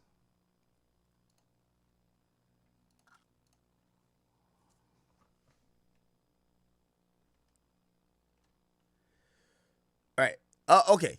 Let's get on to this Rihanna thing. If you guys don't know, big news really popped out of LA. So it appears that Rihanna's Los Angeles home was attacked by a crazed stan. There's a woman that's accused of firing shots into Rihanna's Los Angeles home, and apparently she was actually previously involuntarily committed under Florida Baker Act law, and she lost custody of her 10-year-old child. Now, her name is Ivana Lizette Ortiz. Apparently, her ex-husband is saying that, hey, Ortiz was previously Baker Acted in Florida in 2023, meaning she was placed in a psychiatric facility against her will under state law. It permits a 72-hour involuntary or voluntary psychiatric hold. Now, I don't know if you guys have heard the story, but let me just explain in full. Rihanna's home was shot into allegedly over 10 times by a woman who pulled up and just fired a gun in the vicinity. She was later arrested and essentially held on a $10 million bond. The woman we now know who is the person who did it is not somebody who is a gangster or nothing like the sort. We know when it comes to LA, you got to worry about that.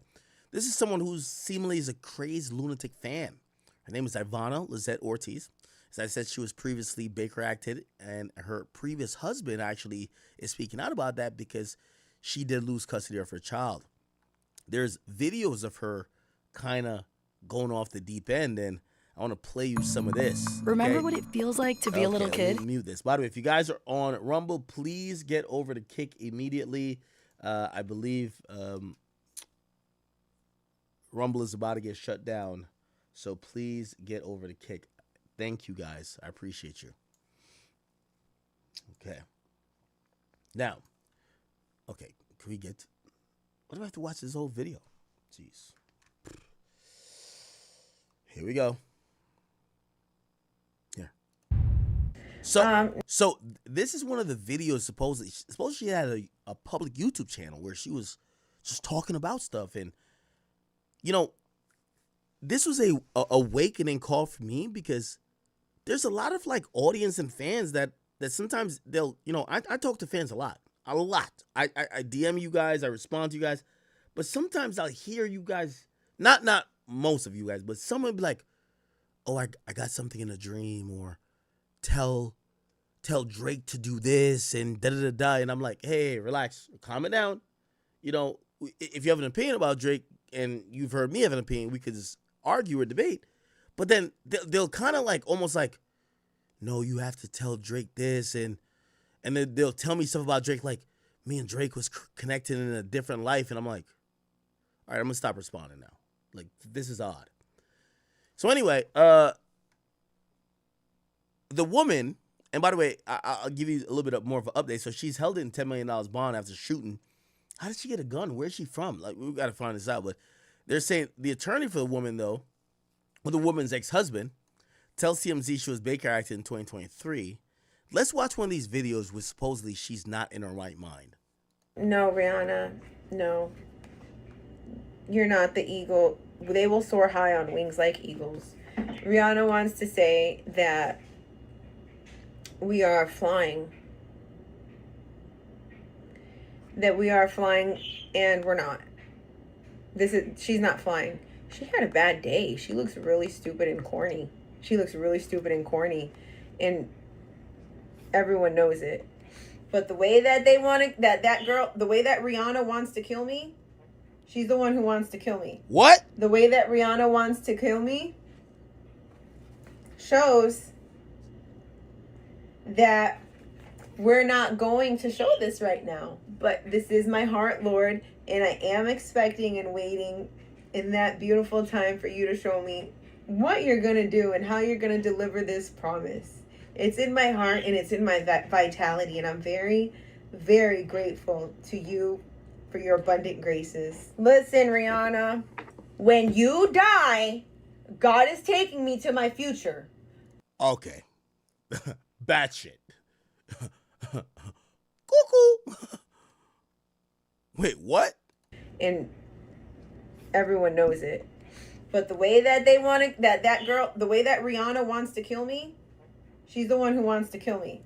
The way that Rihanna wants to kill me shows that we're not going to show this right now. But this is my heart, Lord, and I am expecting and waiting in that beautiful time for you to show me what you're going to do and how you're going to deliver this promise.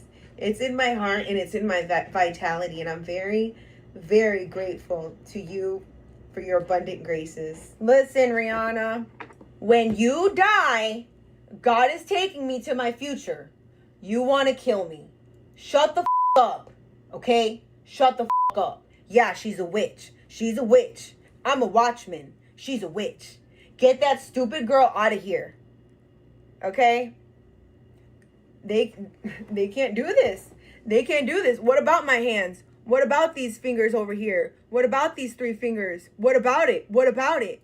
No, you're not here. You're rebuked. And even if you're here, there are many in this realm. There are many in this realm, and you are rebuked, and Jesus is the king, and you're just kicking and screaming on your way out and perishing. It's embarrassing. Wow.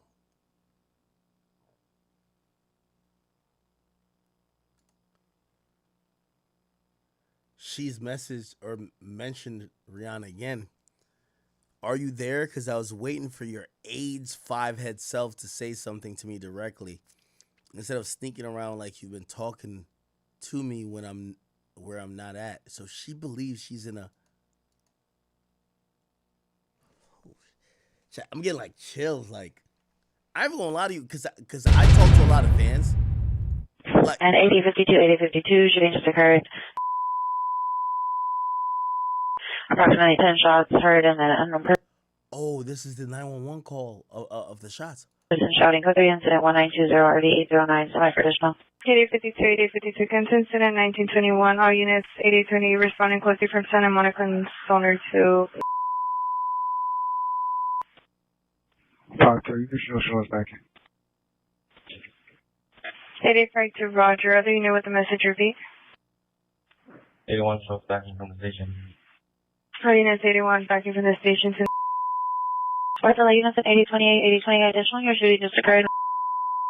The PR believes the shots came from across the street of the upper gate. The PR does not have visual. No further. It's additional 1921. Orthola unit, shooting just occurred.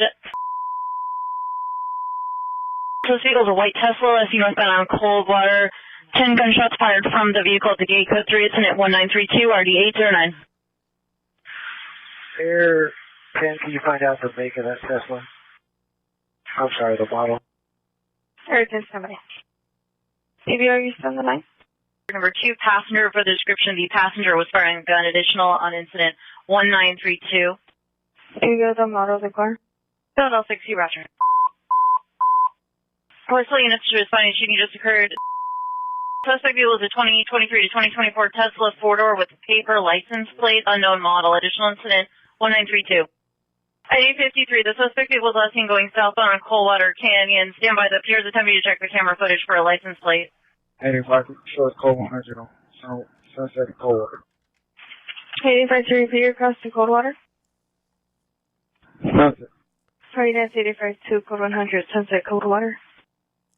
Beverly Hills notified. 81, was there a license plate number on the Tesla? Maybe are you still on the line? Stand by. The peers. Now, this is from Broadcastify, which is it's a police scanner like network that once they identify it has something to do with something of public interest, they'll kind of like get everything in that particular realm.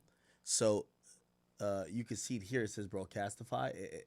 They basically try to get every emergency unit like call or radio over the airwaves about this thing, and look like this is a huge deal. There's attempting to look at the camera footage for the license plate.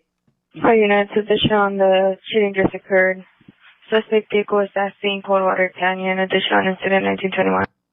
Zebra 2, it's going to be a Tesla Model 3, white in color. Stand by for the plate. Air 10 will copy. We're in the area. Air 10's in the area. 82 control southbound Coldwater. 7834, Roger. All units, addition on the shooting just occurred. Suspect vehicle is a white Tesla Model 3 license plate. David Paul 38 Edward 1. David Paul 38 Edward 1. Last seen northbound from 1200 block of Benedict Canyon. AZ1, that's just a possible. Search impossible. Temporary plate. David Paul 38 Edward 1. David Paul 38 Edward 1. 859, I just spoke to the primary and it's going to be a verified. That's the plate and the vehicle traveling on Benedict northbound. Okay, friend, Roger. Wow. So the idea is that a woman pulls up, she fires a bunch of shots aimed at Rihanna's house in LA. Out of sensitivity for the story, I won't mention anywhere she's other than here, that she's rumored to have laid her head, because this is scary. This is just flat out scary that someone is, having this one-sided relationship or thought or issue or whatever with Rihanna, and Rihanna has multiple kids, I don't want to comment whether or not Rihanna was at this particular residence, but for that to happen is a wake-up call. This idea of fandom and stanhood of, we kind of have to remember, like, even way back in the day, I believe, what's the entertainer from Mexico? Was it Mexico? Was it Selena? I forgot. She was basically killed by a fan as well. So it's like, again, as much as people love their supporters, and maybe this is probably the wrong way to kind of like, try to categorize this person that was operating out of, like, obsession with Rihanna. It's concerning. Really concerning.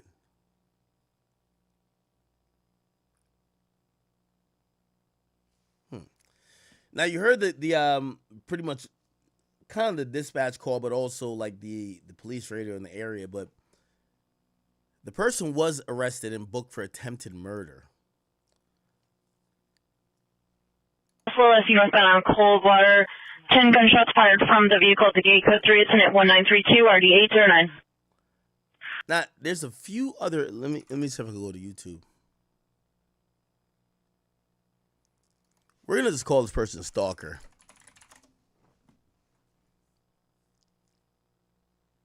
Oh wow. Throw array of, what is it? Array of force at me to push me down. I don't want you, and you don't go there. And you know what? God's judgment is going to be overwhelming against you when he grabs you and throws you down. I've already seen it. You saw Rihanna. You saw her picture. She has a very big forehead and an ugly, ugly nose. That's God's judgment on her. I keep telling her to stop harassing me. To stop harassing me. And she keeps doing it. She keeps harassing me. And I already bought stock in Ulta. And I have staked in Ulta. So now those energies can't harass me when I go into Ulta anymore. When I go into Ulta, the devil tries to antagonize me or instigate against me by the pictures that are there. But you know what? I bought steak in there, and I said, forget you. This is mine too. This is mine too. You're not going to be throwing bad energy at me when I'm coming to the store. So I went and I bought stock. And then when I went in there, I saw Rihanna. She looked so bad. The interesting part about this is that we're not talking about some young girl who's just always been out of it. Apparently, this is a mother. She's a mother. That's the judgment of God. And I thank God for that. So just the way God did that judgment, the same energy, the same devil that is trying to be around me and make my area uncomfortable, God is going to catch. Wow, interesting. You can never take things for granted. When it comes to this, is like someone like John Lennon got killed by a fan, I believe. So you always gotta. Okay, so apparently she got arrested in 2023. She was 33 at that time. And,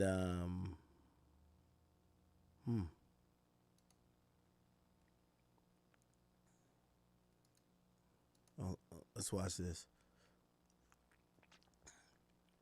Oh, ironically, somebody says Rick Ross ran to a fan who'd been stalking him for over 3 years. He declined to find a restraining order on her. Yeah, this is probably not the norm. Put me on your story like this. Like, this was one time, like a few months ago. Can you be honest to everyone in my story? Yes. How long have you been stalking me? Let me just be honest. No, like not that long. How long? 3 years. Just like 3 Sorry. Mr. Ross, I would 3 never years. stalk you. Okay, You're like, amazing. You're it's amazing. like 6 months. No, it's 3 years. Okay. You're right. It's getting scary. Exclusive: Rihanna shooting suspect is a Bible influencer who made a twisted threat to a singer just days before an AR-15 style rifle attack on her LA mansion. What the fuck? No way.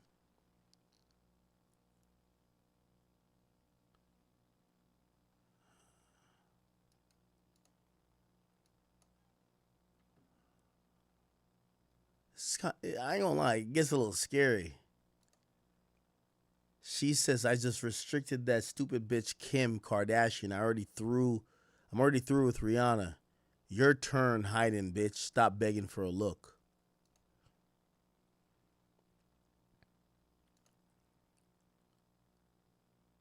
Ivana Ortiz? She has like a bunch. She has a YouTube video?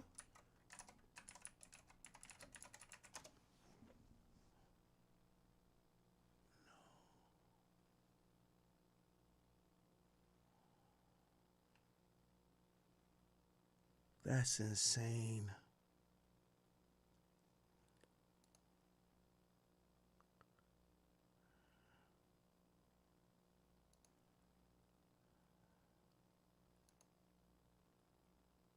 Wow.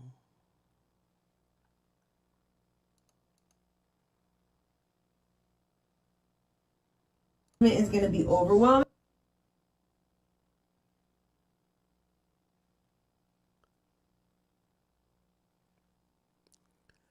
Rihanna, are you there? Because I was waiting for your AIDS. Oh, what the fuck?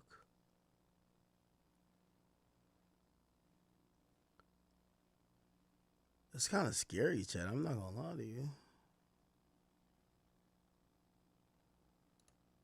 Multiple bullet holes are clearly visible in the front gate leading to Rihanna's home in Los Angeles. Oh, no. Approximately 10 shots heard and an unknown person shouting. It happened Sunday afternoon. Police say 35-year-old Ivana Ortiz from Florida opened fire with an AR-15 style assault rifle and fled. Well, I was just washing dishes in my house and I heard shots and I was a little shocked. Police spotted the suspect's car from the air. So vehicle's a white Tesla, as you northbound. They tracked it to a nearby shopping mall where they took Ortiz into custody, booked her on attempted murder, and set bail at more than $10 million. There. In 2018, Ortiz was booked for domestic violence in Florida in 2023. More recently, she sought an injunction to block a Billie Eilish concert in Orlando. Hey, this is so crazy. I ain't gonna lie. And I low-key want to issue an apology to Cardi B. Me and Cardi B was talking recently. And Cardi B was telling me how much money she spends on just people just being outside of her. Because the idea was, remember this whole, Cardi B she was saying how much she spent on certain stuff. So I was kind of approaching this conversation. This is a private conversation, but I'll let you into it. I don't think she'll be upset if I say this. And my whole thing, even back then, because that was a public thing where she was like, it costs a lot to live like her. And I was just like, so when she's telling me like how much, she was like, hey, I gotta spend this amount to keep people, at my gate. And it's not just for like people who might not like me. It might be for like people who are just overzealous and just like, I have kids, this and third. And I was thinking like, yo, Cardi, that's a wild amount of money you're spending. And I was trying to say like, hey, you don't gotta do all that. And I ain't gonna lie to you, I want to apologize to her. I'm gonna tell you why. Because this is exactly what she's paying for.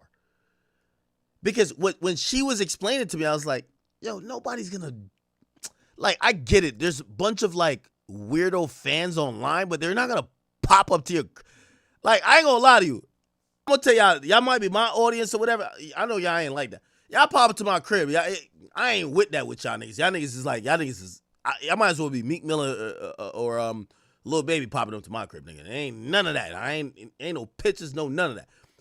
But when she told me how much money she was spending, I'm like, what? She's like, yeah, I got to do that. And I was just like, the whole time thinking, like, I think you're wasting your money. Now seeing this, I'm like, no, she wasn't. Like, she's actually pretty smart. Not only for her own health, but like, she got kids. She got to do this. Bro, to think that some of y'all, you know, I don't want to say y'all because it's not you guys. There's just some lunatics who actually think this is a legit way to how to try to get close to their, you know, people they like, or they think some people are in parasocial relationships that think that these celebrities or artists are responding directly to them, so they have this ongoing beef. That's insane. Investigators are back out here now going through the scene. It does appear that some of the bullets went through the gate and into an Airstream trailer in the driveway, also an outside wall of the home, but no injuries were reported. Tony? God, this is crazy.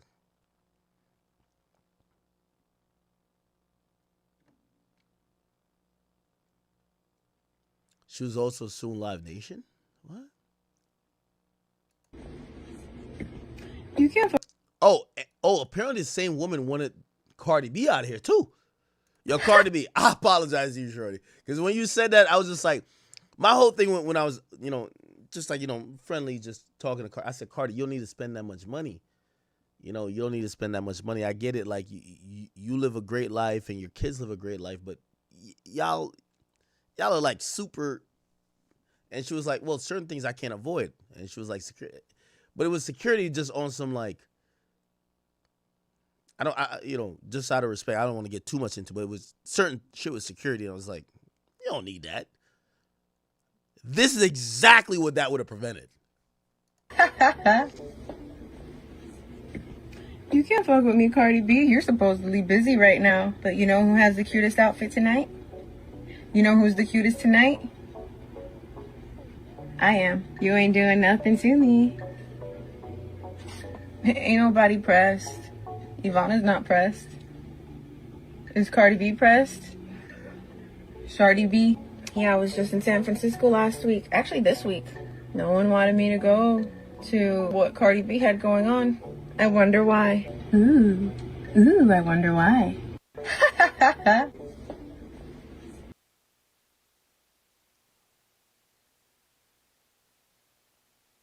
When Drake finds out Rihanna has AIDS? What? So apparently this man did, oh no, that's old. This is ridiculous,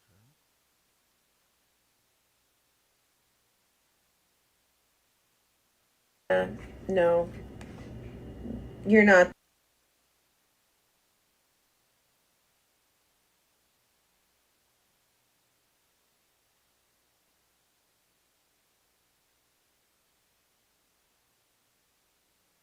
Yeah, I'm a little bit shocked by this, but I'm frightened for the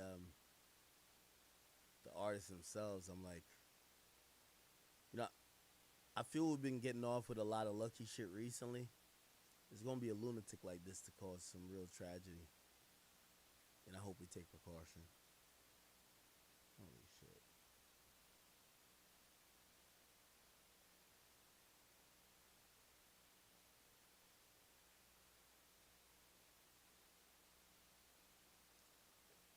So they're saying Rihanna left LA after the shooting,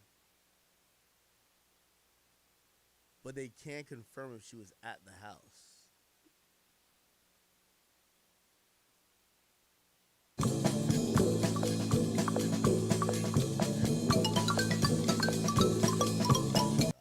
Sorry for this. My mic is low? Oh, sorry.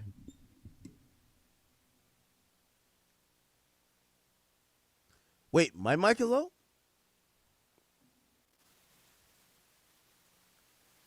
I'm good? Am I good, chat? It was static?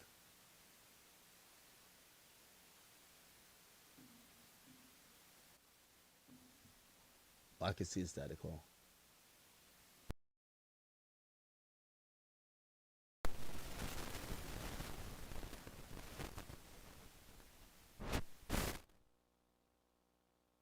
Okay. Am I good?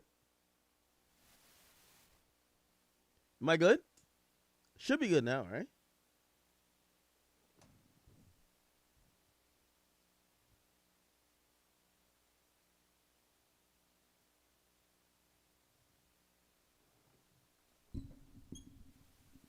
All right. I hope I'm good. I don't know.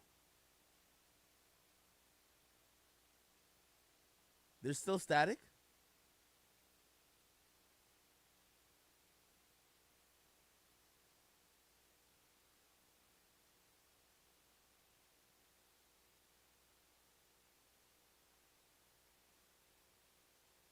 Can't tell if y'all trolling me, but okay.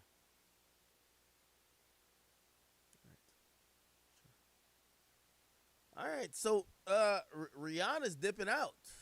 Oh my God.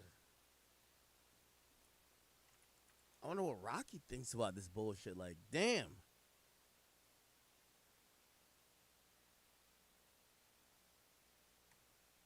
Rihanna shots.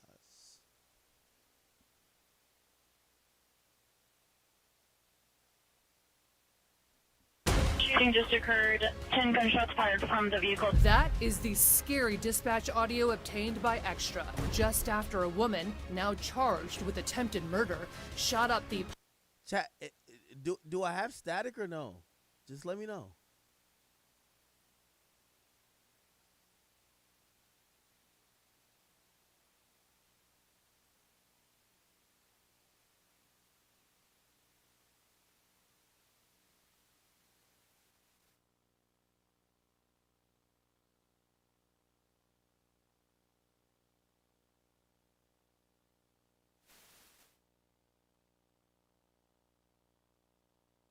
Okay,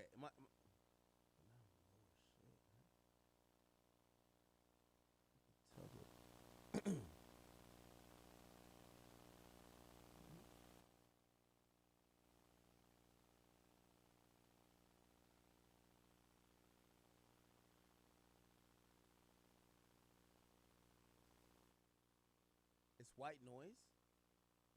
Bro, y'all done fucked me up now.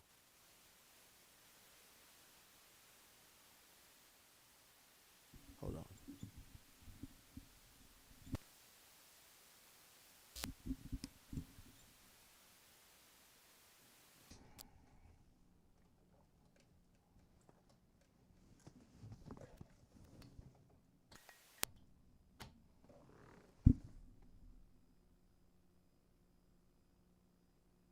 Am I good?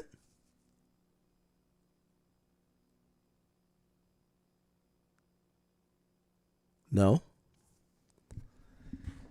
Oh man, y'all are trolling me. I can't tell. I hope I'm good. Fuck. Static is gone? Okay. Pop superstar's $14 million mansion. I believe the shots came from across the street.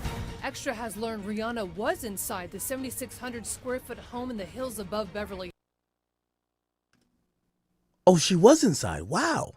Hills just after 1 o'clock Sunday afternoon, but was not hurt. The shooting sparking a massive police response to the area. 30-year-old Ivana Ortiz, who has been identified in multiple reports as this woman seen on her Facebook page, allegedly fired the shots from an AR-style rifle, then sped away in a Tesla. A chopper pilot describing the moment she was captured. They're approaching the vehicle now. Her bail is set at more than $10 million. So what could possibly have been the motive behind the shooting? She apparently had a vendetta against her and then took it out on her Sunday afternoon. We spoke with Daily Mail senior correspondent Kayla Brantley. On February 23rd, she took to Facebook to share a message directly targeting Rihanna. She captioned the photo, "Because I was waiting for you to say something directly instead of sneaking around."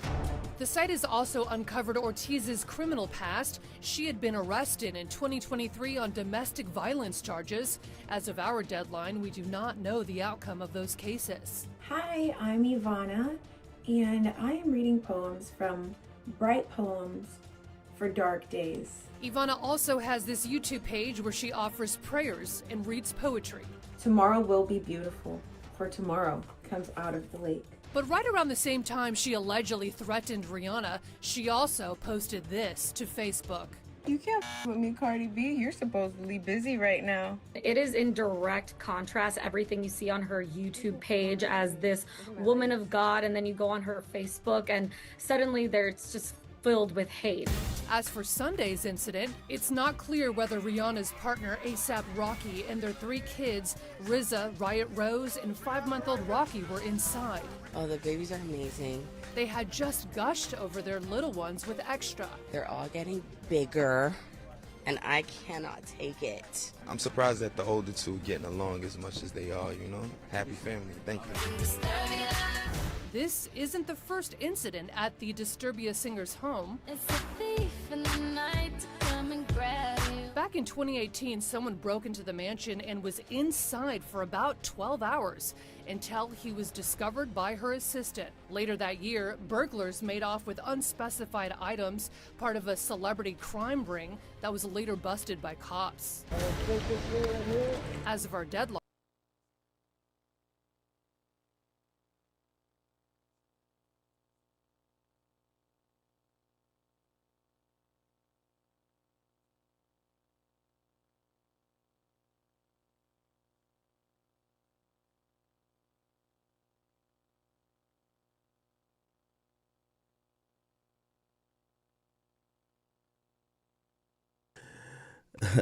My bad.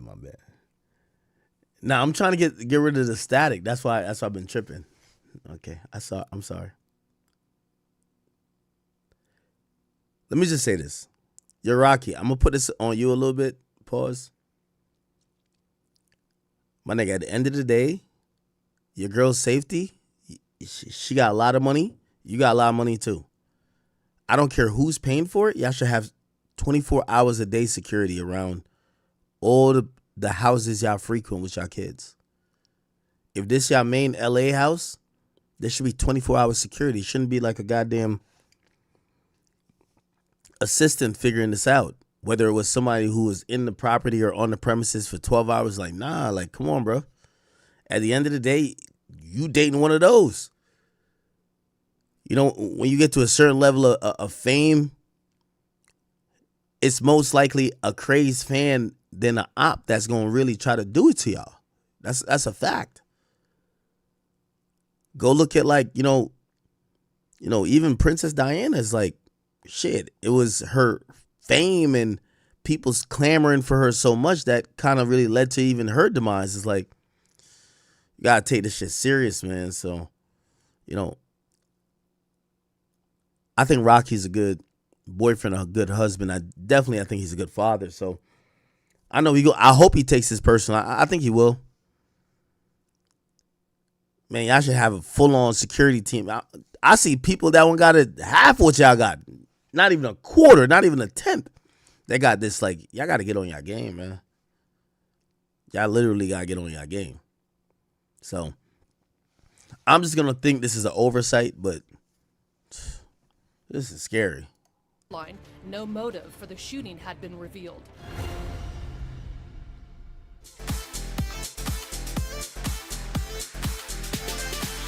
Yeah, nah, this is bananas. This is what Harvey had to say about it.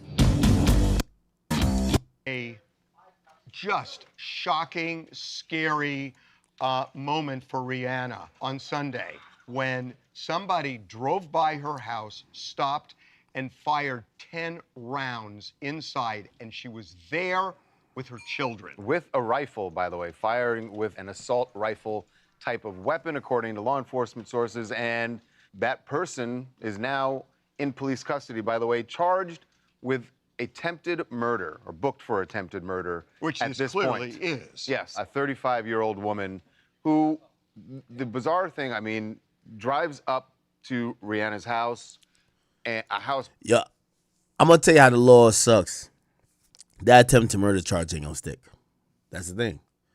So attempted murder is like your actions really determine that you were trying to kill somebody, because she most likely didn't know nobody was gonna be there. She has no other intel. Like, yeah, she could have hoped that somebody died, but if she didn't have any credible evidence that someone's going to be there, that she could really have an attempt on someone's life, and she just randomly shot in the building, it's not going to be an attempt to murder, unfortunately. By the way, that she's had a lot of issues with people showing up there, but this person opens fire multiple times. No, I see some people actually. And by the way, hey, if you're on YouTube, start coming over to Kick, please. Please start coming over to Kick. But let me explain to y'all. So attempted murder, it's a really high statute that really carries usually 30 to life. This woman, unfortunately, because of her mental status, she's gonna be out in like less than 10 years. Why? You have to prove that she set out to try to murder someone, that she had credible information. And I know it's stupid, so I'm not defending her. But if someone randomly shoots into a building, that's not enough to substantiate a attempted murder charge. It has to show some type of plan, some type of execution, and some type of knowledge, and just not a random hunch that you are trying to get someone killed. And that's where I think is going to lack the info that's going to need for this person to be charged with attempted murder. With this rifle, thankfully, nobody in the home was injured. And what's crazy? Nah, the videos won't make it premeditated. Premeditated is going to be her saying, I'm going to go do this at a certain time. Not, I don't like somebody. Her saying she doesn't like someone is going to be freedom of speech. It's not going to be premeditated murder. When you think about, first degree murder, which is usually premeditated or cold murder in cold blood, it's usually saying, yo, I'm about to pull up on this nigga and I'm gonna press him on this, and if he not whatever, nigga, I'm gonna do what I gotta do. Or, yo, let's pull up at this location, and then we're gonna shoot him. That's premeditated. Crazy about this whole thing is the woman that was arrested, they've now released her name to the public, and we've done some background digging on her. She has a past with law enforcement. She's been arrested for domestic violence, careless driving. Her current addresses show that she lives in the Orlando, Florida area. So there's nothing. Yo, chat, I'm not like trying to be a lawyer. I'm telling you what just the reality is. Like, again, I would, I'll run this by, all the lawyers that come on here. It's just that it's a reason why you see people get off with like easy charges or whatever. You'll be lit if, you're cooked. But because of these things that carry so many different terms, you have to categorize it by the letter of the book. Okay? By the way, somebody said ask Myron. Oh, we'll do that. By the way, everybody, start coming over to Rumble, please. We got a few more topics. We're 3 hours and 41 minutes in. I need everybody to come over to Rumble. Remember, we're trying to get Rumble. We're not even at 50,000 subscribers over there, man. Please, come on over to Rumble. Make an account. I need to get to 50K. Yeah, I definitely got, I have the guys over there at Kick thinking that I ain't on shit. Somebody say, you mean, yeah, that's a Rumble, I'm sorry. I mean Kick. You got the guys that Kick think I ain't on shit, bro. I ain't gonna lie to you. They're like, bro, your audience do not move. I'm like, no, we be pulling up. They be like, yeah, all right, nigga. Anyway, please, come over to Kick. I'll give you some time to do that. That's tying. Is Myron on? I mean, Myron works in law enforcement, but I'm telling you, listen, the idea with first degree murder is going to be cold-blooded murder, premeditated, right? Attempts follow the actual action, even if it wasn't successful. If you attempted, it just means you're unsuccessful. But a lot of times in certain places, for example, New Jersey, if you attempt a murder, they'll almost start to give you murder time. Basically, they're saying, we're not going to soften up because you failed. And that's what it is, Her to here. LA. So it makes you wonder, did she get on a plane and come here, or did she drive this car that she was in front of the house? Okay, so I hope you guys get what I'm saying. My only point when it comes to this, whole situation is that they're looking at the whole situation as Rihanna, is a shooting at Rihanna's house. And yes, she might not like Rihanna, but unless there's the video that says, I'm going to Rihanna's house to kill her, you still, like, she could make a million videos saying, I don't like Rihanna. What aggressive or threatening nature has she ever said, I'm going to go kill Rihanna? That's going to be the thing. And I know you're going to be like, yo, nah. Unfortunately, that's why people are trying to change these laws. From Florida. Her addresses are in Florida, in the Orlando area. So Rihanna has had problems not just at this house, but I remember Previous home also that she moved out of because of a house in multiple burglaries. In Pacific Palisades, multiple burglaries, stalkers. I mean, this has, she kind of embodies the conundrum of being a big celebrity, where there are, both unstable people and people who are trying to score a quick payday. Where they are just targets. And, this was LAPD, and, there is a special unit there for, people, who are stalkers, and where a celebrity can go to this high-profile unit.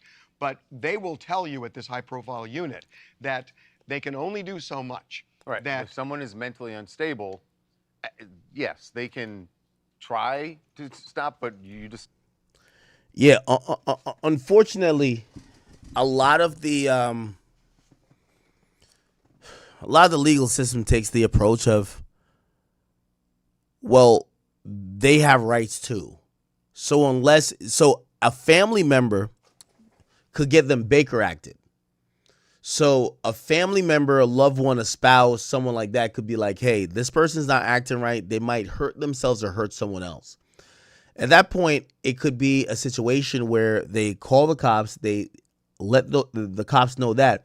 The Baker acting process is that they're going to evaluate the person on scene, and then they will do an involuntary hold if they feel like the issue is mental in nature. Now, they won't do involuntary hold if they feel like, oh, no, it's not that they're out of it. It's like, yeah, they're out of it, but they're drunk. They're not going to do that hold. They have to feel like this person's losing it. That's the problem, right? A lot of times when it comes to law enforcement, they're trying to resolve issues, move on to the next situation. They're not really looking at, oh, okay, there's a real problem here. And if we don't fix it, someone's going to end up hurt severely or die. And that's the problem. You can't predict what do you do? What someone like that is going to do. You get a restraining order, and these are the people who are least likely to obey a restraining order. Right. So, you get a restraining order, and they go back and they do exactly what they've done before, and we see that over and over and over again. You talk about, putting somebody under an involuntary psychiatric hold. That's 72 only, hours. Right. It's a And revolving that's over. door. Right. And even if they're convicted of, trespassing or stalking, the way the jails are, especially in LA, they're so overcrowded that, you will spend maybe 6 months, more likely 3 days. I don't see, look, we're in this just happened 24 hours ago. Okay. All right, chat, real quick. And I know y'all going to hate me for this, but please, I love y'all. I do love y'all. I need everybody over the kick, and because I do have a story. I have a story to tell. It ain't gonna make me look the best, but I do want to be honest about something when it comes to a stalker. I gotta look if the stalker still exists, because I feel bad. I kind of feel bad. All right, I gotta feel bad. Chat, everybody, kick.com/academics, please. Let me go grab a Red Bull. I'm right out there with it. But kick.com/academics. Give me a second.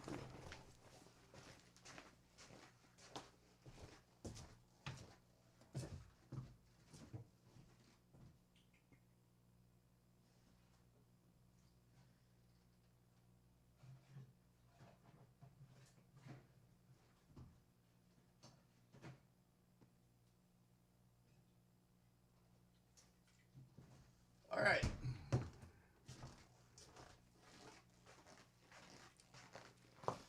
Now, I got to be vague a bit. Because there was a actual moment that I actually start realizing that some of the stalking shit was like serious.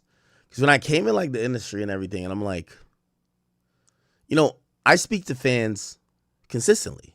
Like fans will tell me, oh, well, this happened. So me speaking to fans is like, I can't be the guy who will be like, no, I don't talk to fans. Hey, it's a fan who told me, yo, this was going on in Lil Durk's neighborhood. It's a fan who told me, hey, listen, I was just at this club and that's what happened. So I speak to fans a lot. And 99% of the fans are usually fine. Now, I got to be honest. So one of the times there's this fan, it wasn't a fan of mine, but this person convinced me. Not convinced me, but like they told me the story like, yo, hey, listen, this artist, like me and them, I was their girlfriend. This is a real thing. They told me they were their girlfriend, and I was like, okay, all right, what are you talking about? And they're like, not only was I this person's girlfriend,